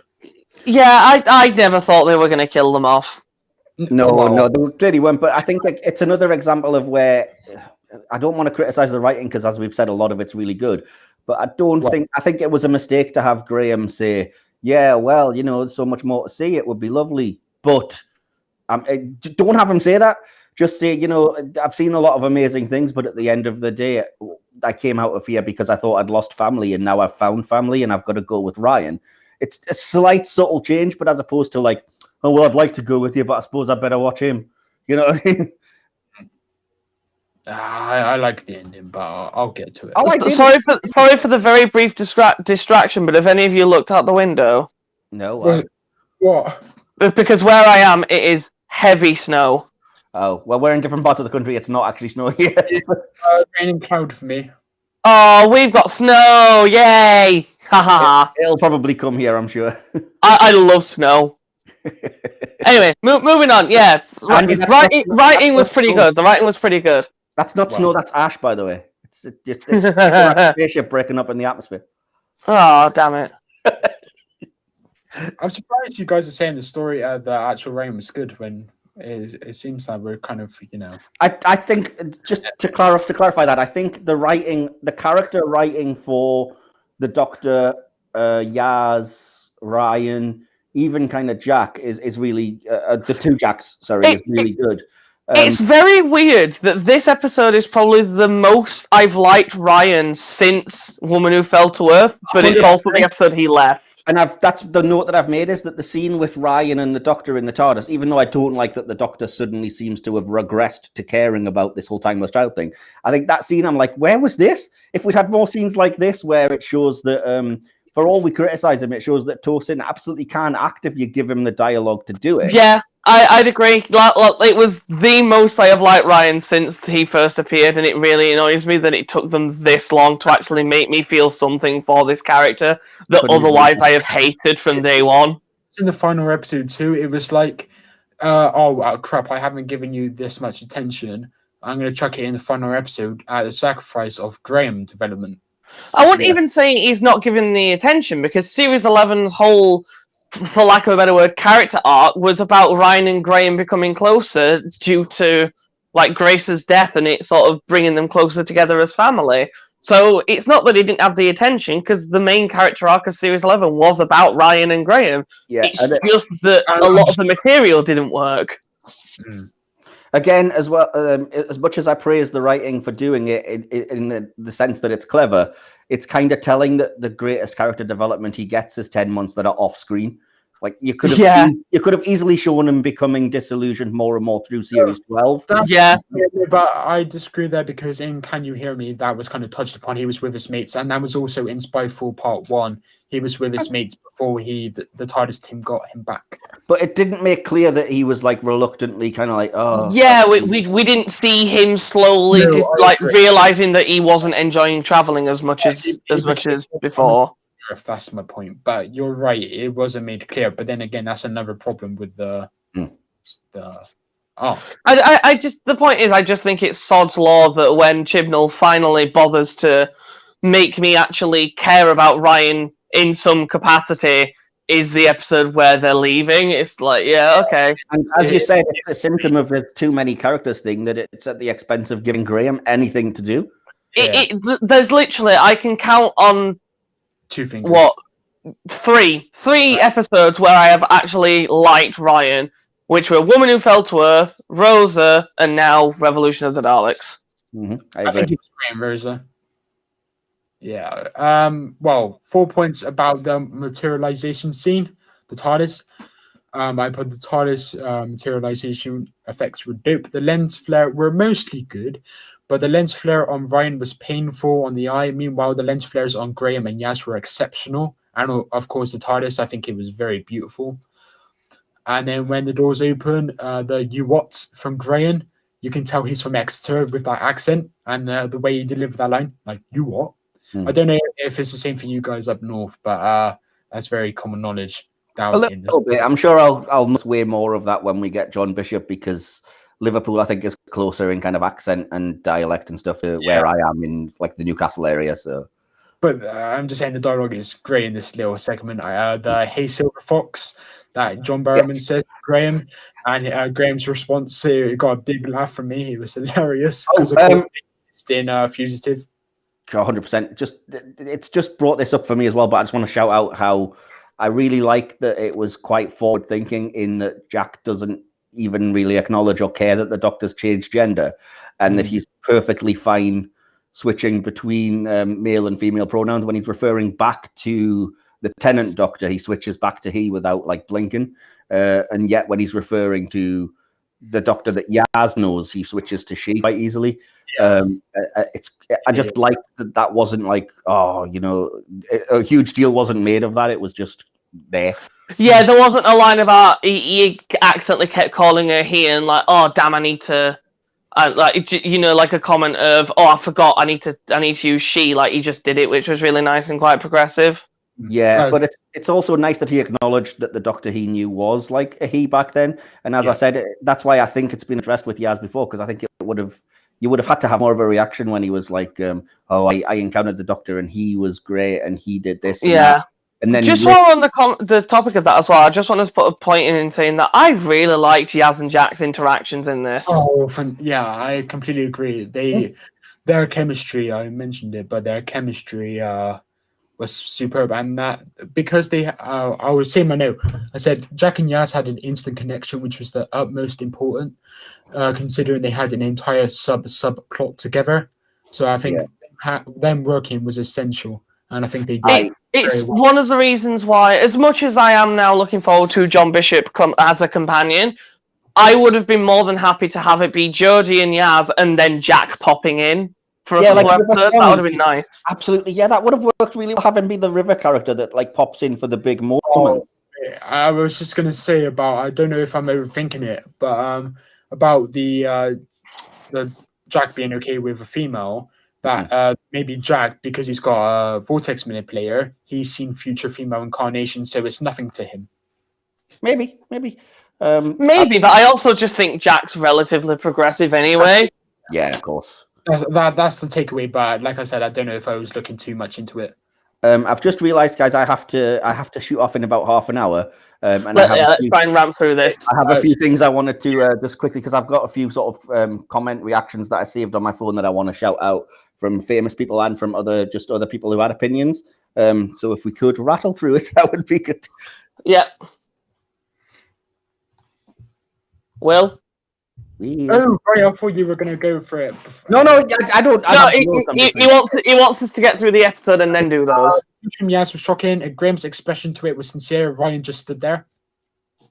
Well, that's what he's good at. I thought I would cut the ice a bit because, or whatever the expression is, because we've been praising Ryan, and I thought I've just got to chuck that in there. Now Ryan just stood there when she got pushed. I was like, okay. Yeah, of course. Yeah. I put Rose reference. Yes, in 3 explanation marks. Rose reference. I love that.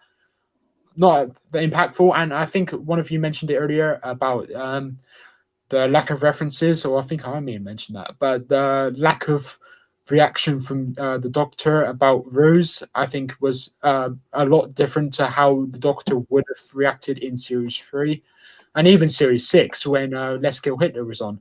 And when Rose came up, the 11 had a really strong, reaction to it, but 13 kind of just got on with it. She had no time to think about it. So I thought that was a bit weird, but, it's a reference. I don't mind. Do you guys have anything to say about the Rose reference? Nope. Okay. It was just nice to have it. Yeah. I put Jack and Yas had an instinct. I said that. Jack initially used May. Yeah, I said that. The reveal. This is the bit where I thought the story could have been a bit better. You guys can agree with me, or you can disagree with me. Just tell me what you think. Yeah. The reveal of the Daleks on the news was cool, but the speech about them went on for a bit too long. I got to the point where I was internally shouting, "Show them! Show them!" I don't know whether that influenced my next thought, but the Daleks should have assassinated the Prime Minister right there and then. I think it would have been even more impactful to get right into the action, to have more time on the action. But by that point, they didn't have mutants inside, though, did they? Yeah, they did. I was just about to say, we saw the Dalek mutants by that point. We saw the Daleks.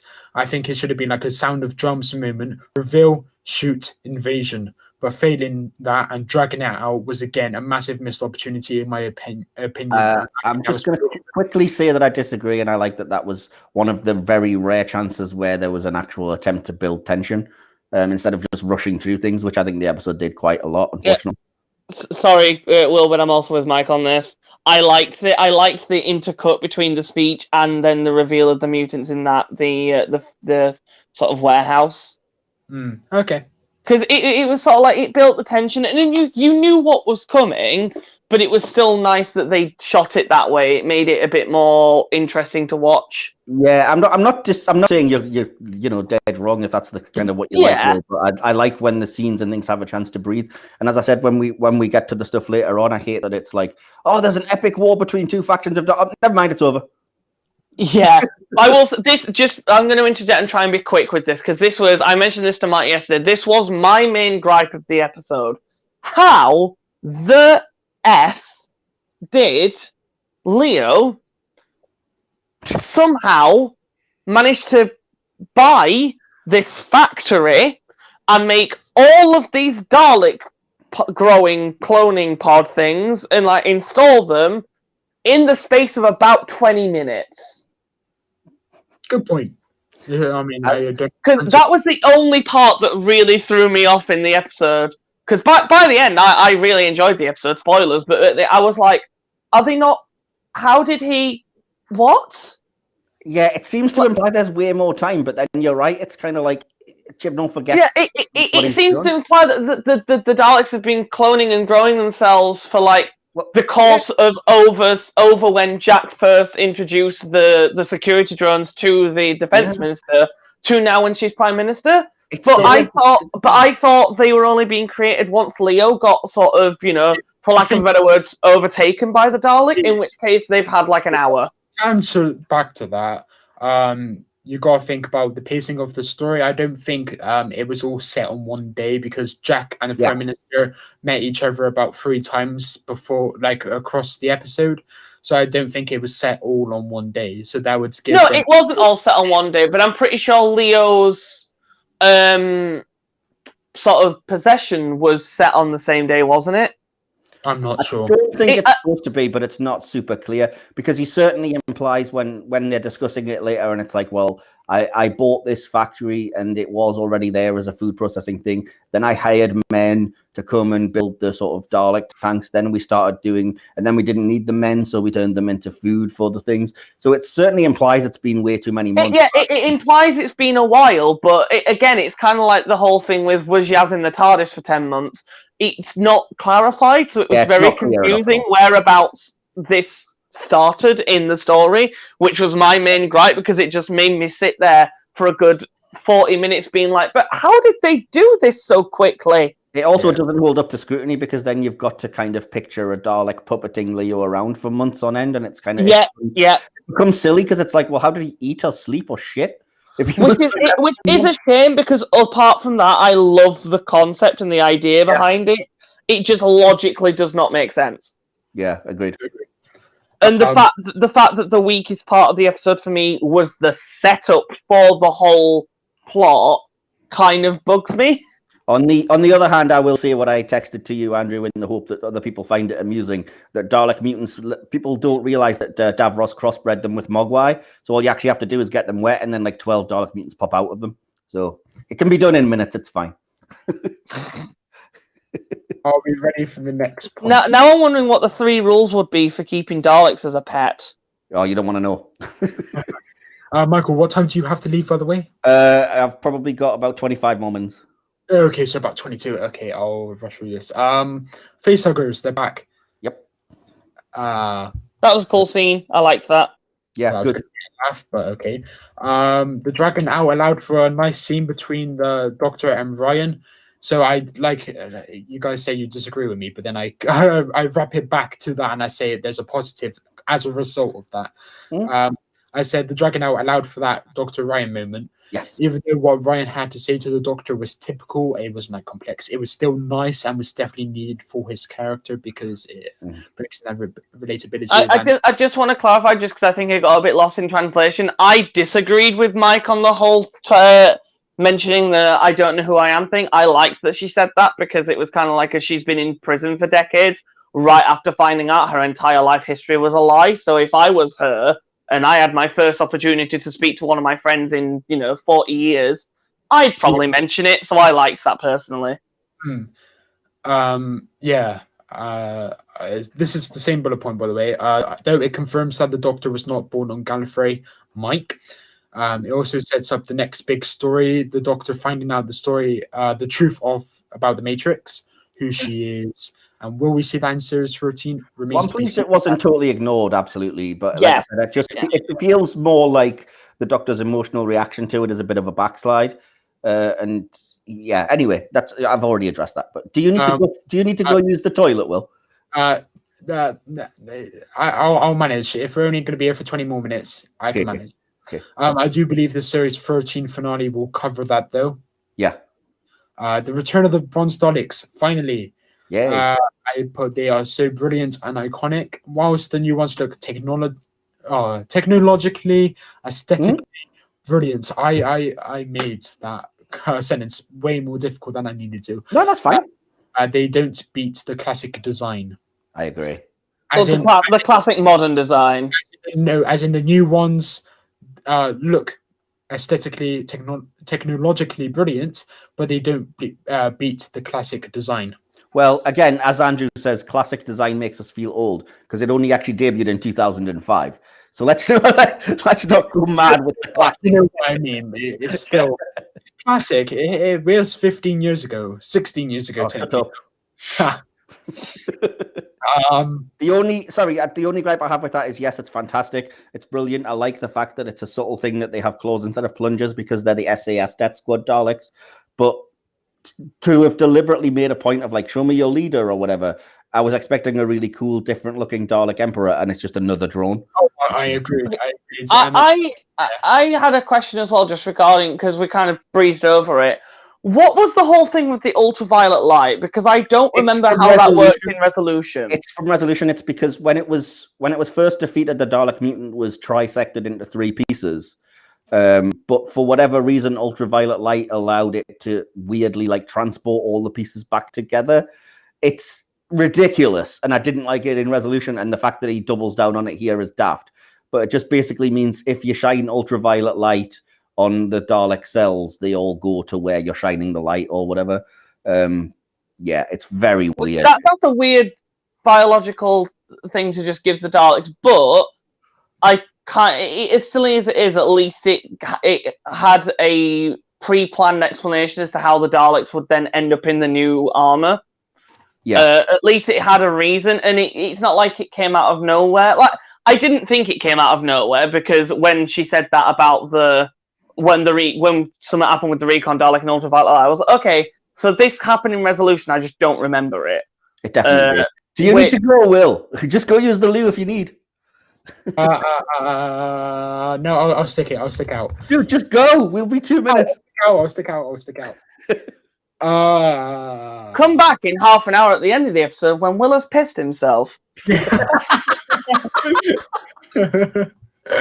Another criticism. I'm sorry if I'm being a bit too negative, but I have had a lot of positives thrown around. But I've got to balance it out, you know. I said the Daleks' dialogue was very clunky, so much exposition. So many times they say impure. I thought just get on with it. It's so. Yeah, that bit could have been shortened down a little bit, like the part on the bridge where like 4 different Daleks say about what we must exterminate, like, you know, basically repeating the same thing 4 times. I was like, okay, now you're taking the piss. Just do it. It's a Dalek trope, in fairness. Have you guys seen Daleks? Oh no! It's annoying in every episode they do it, and I don't just mean in this specific scenario. I mean in every time they have the Daleks do that. I'm like, oh come on! If you'd have shot already, it'd been over. I think it was particularly worse in this episode, the exposition for the Daleks, but maybe that's just me. I really enjoyed the scene of the Dalek mutants taking over the armor. Yeah. I thought that was a really cool scene, and just the whole shot of them sort of, you know, turning, killing the Prime Minister, and then starting to attack. I just thought that was all a really cool scene, and I loved the idea of having the old Daleks come back to solve the problem. I thought that was quite a smart idea.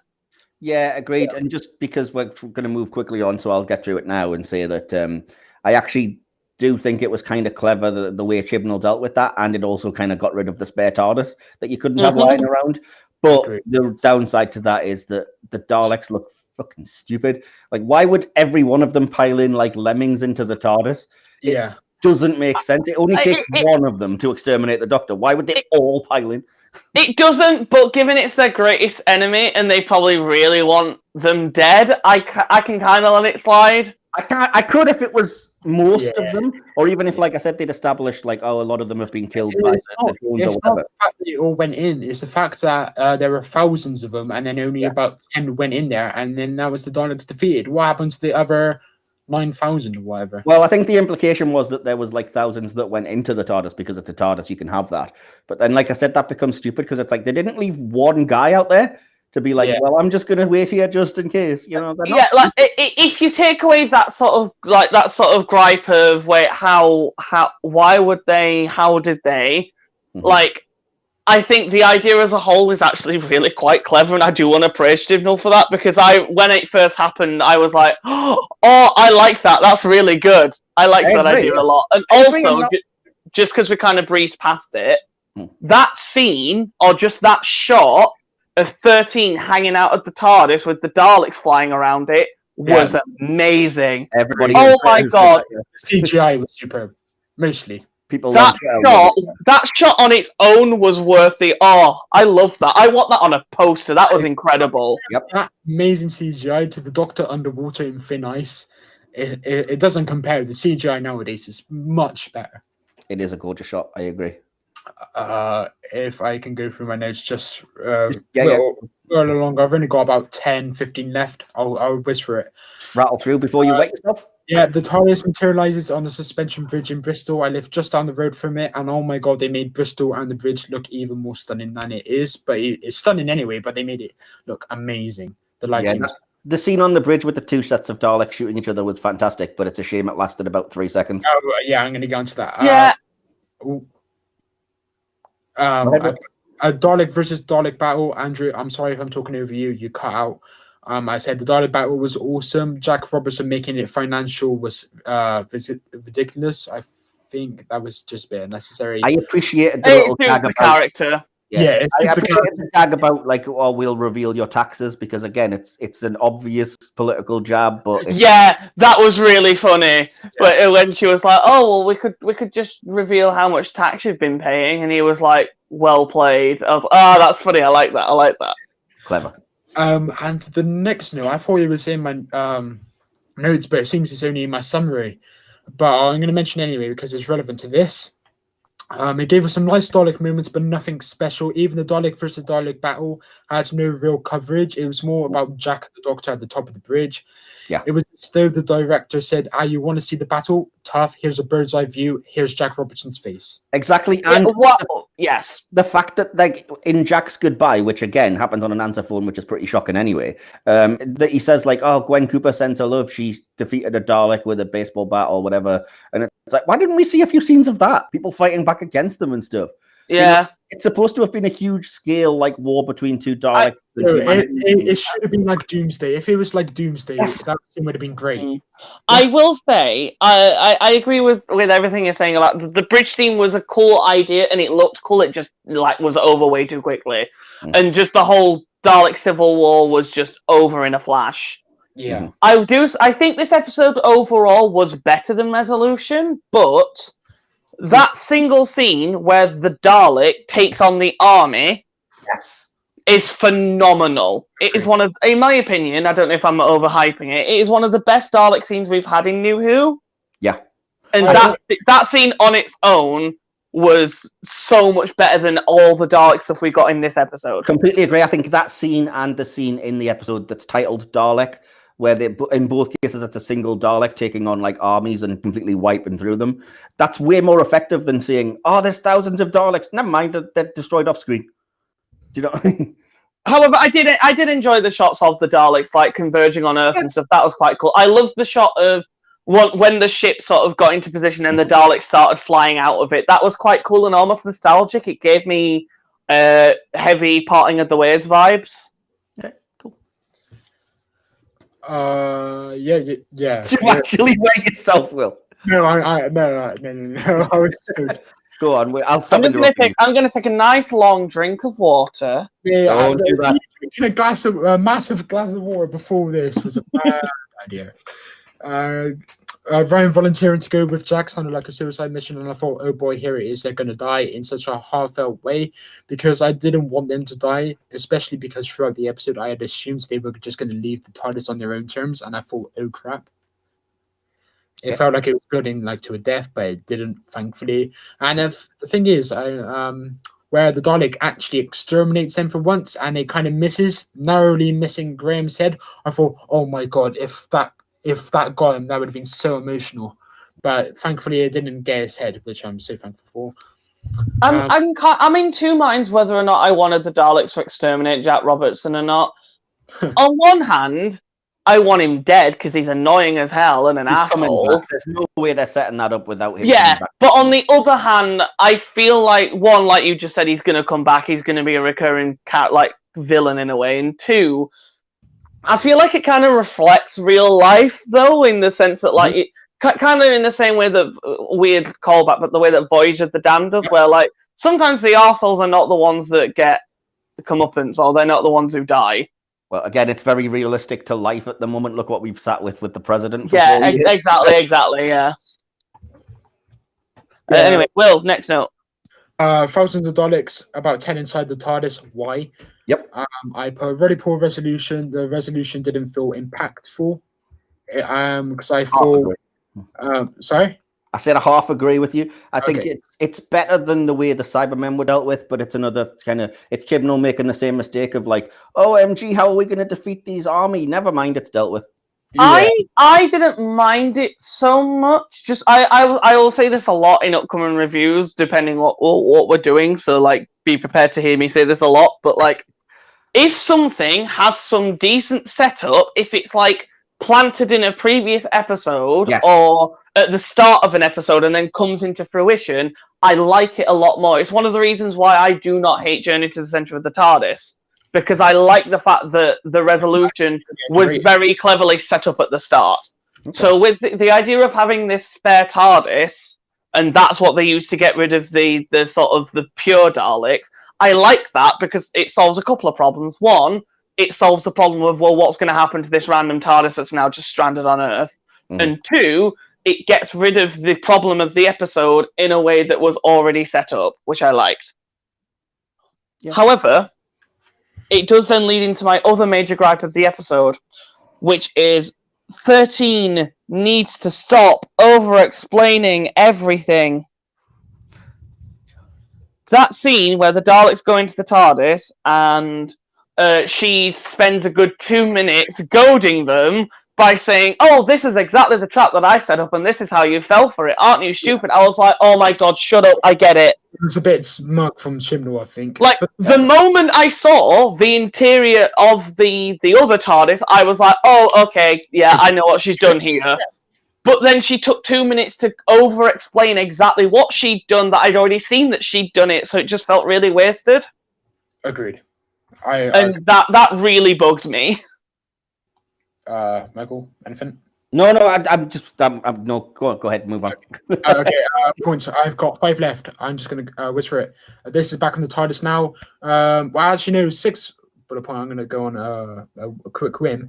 It felt like Spyfall Part 2, where it's done over comms, because you have Jack giving his explanation over comms to the TARDIS team, and then also the Doctor to the Daleks. It was also over a hologram, and I think that was a bit, easy. Anyway, I put Ryan's monologue about the planet needing him was excellent. Yes. I said the hug was emotional. Yep. So I really liked those scenes, except from one line that annoyed me. It doesn't ruin it, but it's kind of just a thing I want to mention. The "it's okay to be sad" line felt a bit unnatural, as though it was Chibnall saying "be sad," but it didn't. It did feel sad without that line, and I said, "God damn it, Chibs! Like, why did you?" Oh no, I like that. I like that because it comes immediately after the Doctor's kind of like doing what we would all do, which is like, I could go back, I could change things. Do you know what I mean? And then it felt like Yaz giving her the permission to be like, "Oh, no. I will say, we do need to speed up because for some reason my phone is very hot." Okay, sorry. But yeah, that's just a criticism. 2 left. At first, I thought the final moments were a callback to episode 1, The Woman Who Fell to Earth. I don't know about you guys. Yeah, where the Doctor was watching the cycling from a hilltop. And I thought it was like a flashback to that. And then it was going to turn out to be the future Doctor going back to the first time to watch him on the bike. And I thought, yes, Chip, you time me, why me, legend. But then when it wasn't that, it's better. I still enjoyed the final moments before, even better than what that would have been. Anyway, so yeah, I did enjoy that. Okay, Mike, I know it's better, relax, but I still thought that would have been a nice moment. But okay. Final point. I said Ryan calling Graham granddad. This dyspraxia, the grace, and you're doing it, mate. It all came full circle. Yep. Excellent ending. Chibnall, for his flaws, can come up with some great moments. This is one of those, and the music was fantastic. Yes, I will agree. Don't get me wrong, I was very happy to see Grace, because I've said it before, I will say it again. I loved Grace, and she was a wasted character. She should have been a companion. Agreed. But the apparition was a little bit cheesy for me. I'll allow it because I just assumed it was kind of what's the word? It's poetic license for the fact that they both happened to remember her at that moment. Yeah, it does make sense because she was there in the original scene when it happened in Woman Who Fell to Earth. So it's not that it was unjustified. It was just kind of okay, this is what we're doing. All right. Yeah, exactly. But the fact that both of them saw her, like you said, it was a bit, cheesy. But I didn't think it was cheesy, like you just said right at the end. I can allow it because that's the direction they're going with. It's nice. I quite like the fact that she left them with psychic papers as well. Yes. Yeah.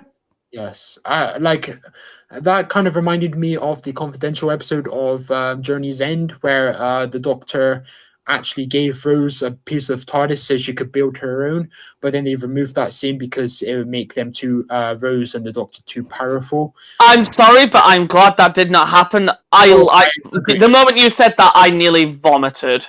Yep. Wait, can you remember that? Did you not know? No, I did not know that.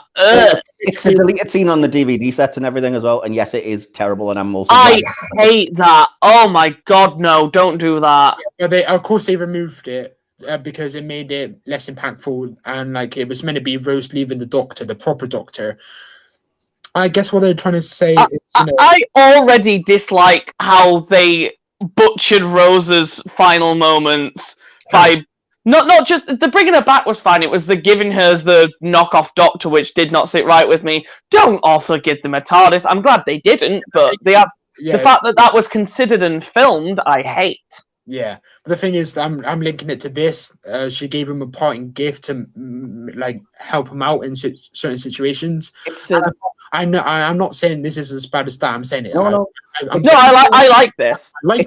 I liked it, but I'm just saying it's kind of like a parallel that I mentioned. It's something the Doctor does quite a lot. It's not effective like you said in that version, but then look at it as like, well, the Doctor gave Sarah Jane K9 and a sonic lipstick, and you know he wouldn't leave the companions, or she wouldn't leave the companions with no chance to do a little bit more, maybe. So my question is, what the hell did he leave for Martha? Well, he was the one that got her into UNIT, right? No. Well, she got into UNIT off the back of the fact that she'd been his companion, but he didn't leave any parting gift for her, which I think is a bit. He was really shocked that he worked for UNIT. She worked for UNIT, and he was kind of like dismissive of it. Yeah, he was. He was like, "What the hell are you doing?" Well, anyway, we're getting distracted, aren't we? Guys, I've got about 5 minutes before my urethra explodes. Wait, urethra? That's not males. You know, I'm going to explode. Go. Give me your conclusion, quick. Well, let's do it like this. Mine goes first, Andrew, then me, because I'm going to go to the toilet and then I'll come back. Okay? Okay, cool. Actually, no, don't say anything. Just talk about something you want to talk about. And then I'll tell you what, I'll read the reviews of the episode from other people, because it doesn't matter if you don't do them. Thank you. I have them here. So, Andrew, you can chime in if you like, but I just wanted to leave. Oh, the structure of this episode is falling apart like the walls of Will's bladder. Oh, that's us for you, isn't it? All over. I do have things here. I promise I do. So, first of all, a certain Janet Fielding said on Twitter, I do believe this is my fave Geordie Doctor Who story thus far. So, high praise from Tegan. Mm-hmm. This isn't really related to the episode, but I just find it hilarious. Somebody on Instagram had commented, because Stephen Moffat said he was looking forward to the episode, and somebody said, as a former showrunner, you must be immensely pissed. Yes, this was hilarious. In the Timeless Children, I'd be absolutely fuming. And Moffat's response was, kid, you're a lightweight. Me, I'm still pissed off about the war games. What is this Time Lord rubbish? Where is the respect for Peter Cushing? What happened to Louise? Yeah, I love Moffat. I love him even more after that, because that's hilarious. He's an absolute legend. He just trolls the Not My Doctors, and I love it. That's brilliant. Moving on, the writer Paul Cornell, who we know wrote Father's Day, Human Nature, Family Blood, he said, I thought that was excellent. Big holiday special plot beats, big character arcs, just right for the moment. A Miss Katie Manning, I don't know who that is, has said, really great to see John Barrowman back. I love the character he created as Jack Harkness, and I enjoyed Torchwood too. I adored working with him as Joe Jones for Big Finish on The Green Life, and as Mother Nothing, a large evil cockroach creature. I also, again, not specifically the episode, but somebody had said, I wonder how Jo would make of the Doctor now being a woman. She saw many amazing things. I suppose she'd take it in stride. And Katie's reply was, as she's encountered 4 Doctors, I don't think she would turn a hair, and I think she'd be extremely impressed to meet strong, amazing female Doctor. And then she also chimed in after the episode to say, well, from my sofa, it was a big woohoo. Never underestimate the Dalek or the wonders of Doctor Who. Sad to see Tosin Cole and Bradley Walsh depart to save the planet. Joe and the Prof would approve, but life in the TARDIS continues on. And the last things that I have are all from John Bishop. Following his announcement, he said, I've loved the last few months on set, and I'm looking forward to working with the brilliant team in 2021. Honored to join such a legendary show. And then after he's recovered from COVID. Yeah, I'll get to that. And then he also shared a picture of a Doctor Who action figure with, yep, just when I needed a doctor. Looking forward to 2021, which won me over. Because just before that, he had said, "Thank you all for the messages of support regarding my recent positive COVID test. I've been overwhelmed and moved by the amount of messages privately and publicly. Every day we're getting a little stronger, and I will be back at work in January. Keep safe and Happy New Year, John." And I think that's... okay. And the other thing, again, related to Stephen Moffat and his actual support for the era, somebody asked him, first of all, he said, "I mean, it's cold and miserable, and we're still locked in our homes, and the pandemic is spiraling out of control. But you know what really cheers me up? Doctor Who is on today," which was I'm so happy. I love how much he just loves the show. Yeah, well, to continue that, somebody said, "What do you..." Jordan Duke 0710 had said, "What do you like most about this era, Stephen?" And he replied, "Well, probably Jodie herself. She gave us a vivid new take on the Doctor, but was still somehow the same old lunatic. Love Chris, always have. Love the new writers. Episode 1s and finales aside, because they're always best. I love the haunting episode. The explanation for the man walking through the wall was so clever. I punched the air and one of my servants. I'm clumsy that way. I liked everything else best too." So I just love that there's so much like love and respect from the previous show. I love how just unapologetically positive Stephen Moffat is about Doctor Who all of the time. Yep. And yeah, I think that's we anyway, everything else. Our thoughts on the episode. Yes. Who wants to go first? Third.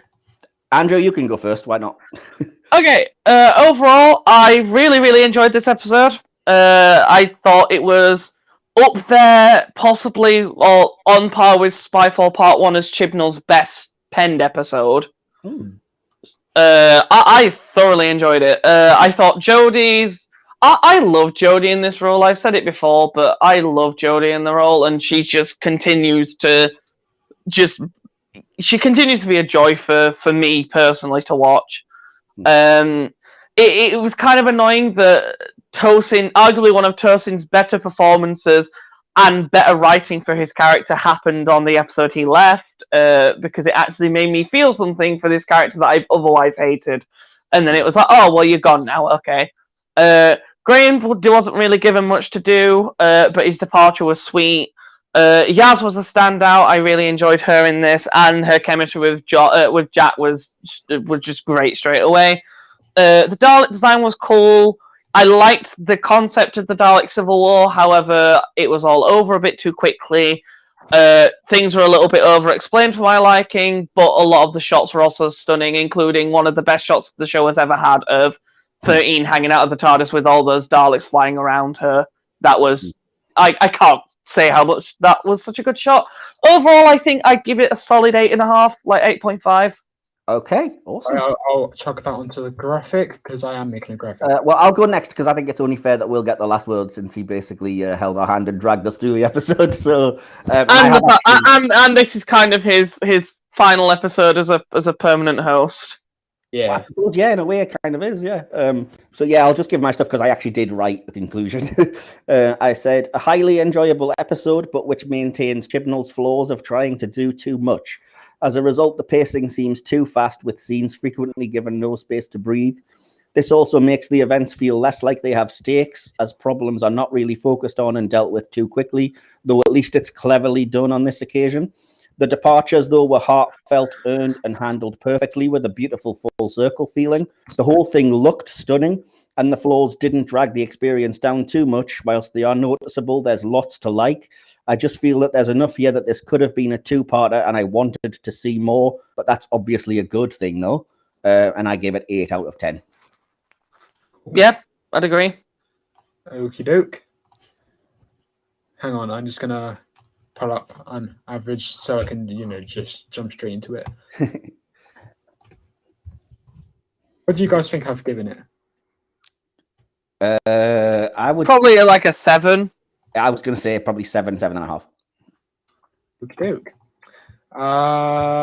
Here's my summary. A really good, though fundamentally flawed episode, still is one of the most enjoyable episodes from this current era, and dare I say it is my favorite from this era. Wow. Akinola, for all the grief I and we might have given him over the months, he knocked it out of the park in this episode. Graham did feel underused until the final 10 minutes where he knocks it out of the park. The ending to Graham and Ryan will be memorable and is among the nicest companion exits of all time. I must admit, I found the first 20 minutes boring, but then when Jack returned, it upped the gear, but I never found third. At least not without stalling here and there. By the end, I thought I always had the last of the Daleks in that episode. For a 70-minute episode, the actual threat was short-lived. It was 13 minutes long, starting from when the Daleks were activated to the Daleks being defeated. It really defeats the purpose. Still, it gave us some nice Dalek moments, but nothing special. Even the Dalek versus Dalek battle had no real coverage. I'm going to repeat this. It was more about Jack and the Doctor at the top of the bridge. It was as though the director said, you want to see the battle? Tough. Here's a bird's eye view. And then here's Jack Robertson's face. None of the Dalek moments compared to the best Dalek moments from Resolution, which ironically is a weaker episode in my opinion than this. Barrowman's toned down performance was very appealing. Whittaker was pretty good but offered nothing new, but that's the script's fault. Yaz was good. Ryan was at his best, but again, that's not nothing special, but still he was at his best. Graham was generally underused, however, his resolution, including the Grace cameo, was amazing. The special effects were beautiful. The comedy was good here and there. The fam hug was a nice touch, but Chibnall's dialogue at times was poor. So it's really a mixture of excellent, good, and poor with this episode. And even though my score is pretty high, I have to make it clear that I found this episode flawed in several ways. There was about personal enjoyment, and I feel if this was in the RTD era, a lot less people would be giving it grief. I'd give Revolution of the Daleks an 8 out of 10, making it joint highest Chibnall era score along Spyfall Part 1 and Demons of the Punjab. Wow. So what does that... that's 8, 8, and 8.5. So what's the average on that? 8.16. So 8.16. I'll quickly see. I think that may be one of the... It might even be the highest.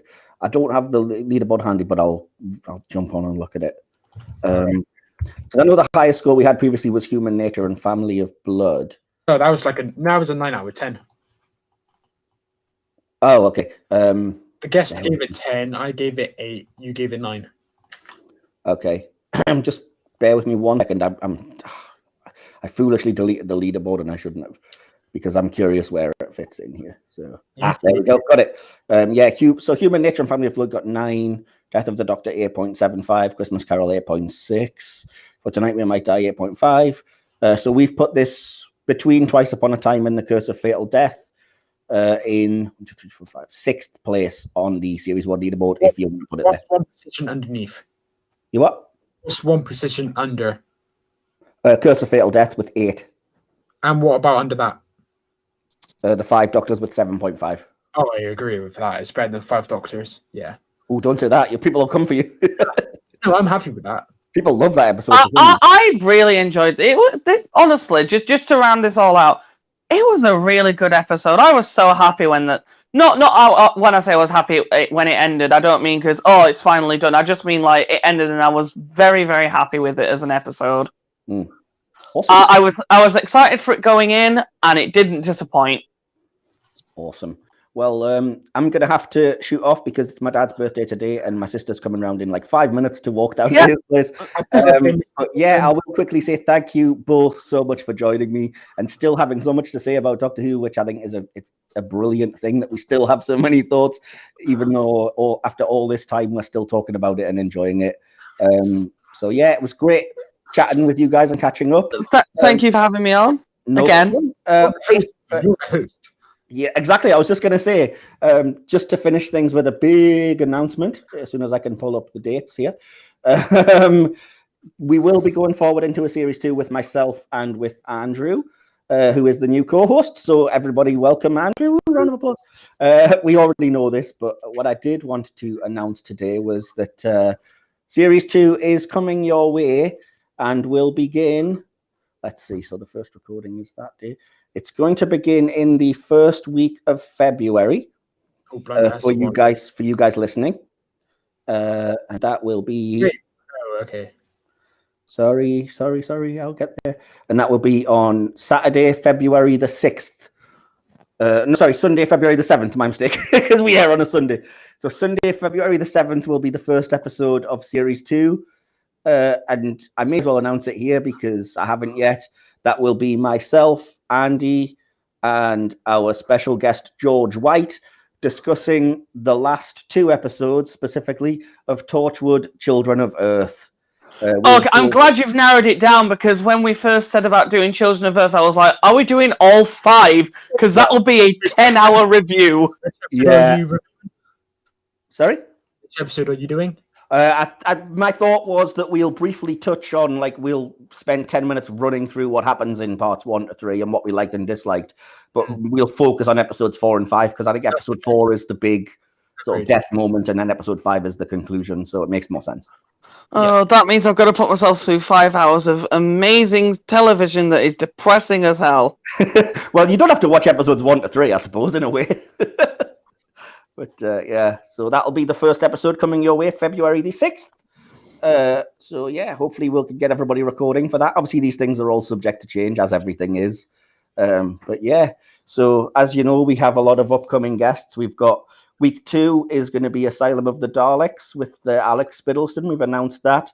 Then we have Abby Green, Whovian Girl 19, Xander Grogan, Mario Bowser 464, Morgan at Fanpage Whovian, Dom Martin, Ben Tyler, Dark Sonic, Will himself returning, Dan Peters, and Brian J. Cox.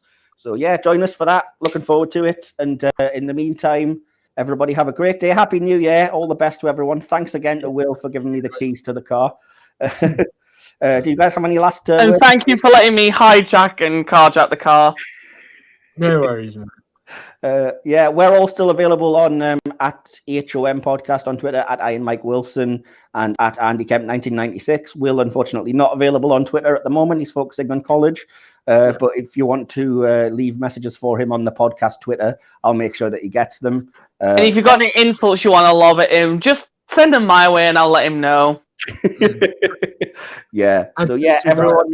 Shows, you got my Discord. Just go to the server and drop me a message on there. Awesome.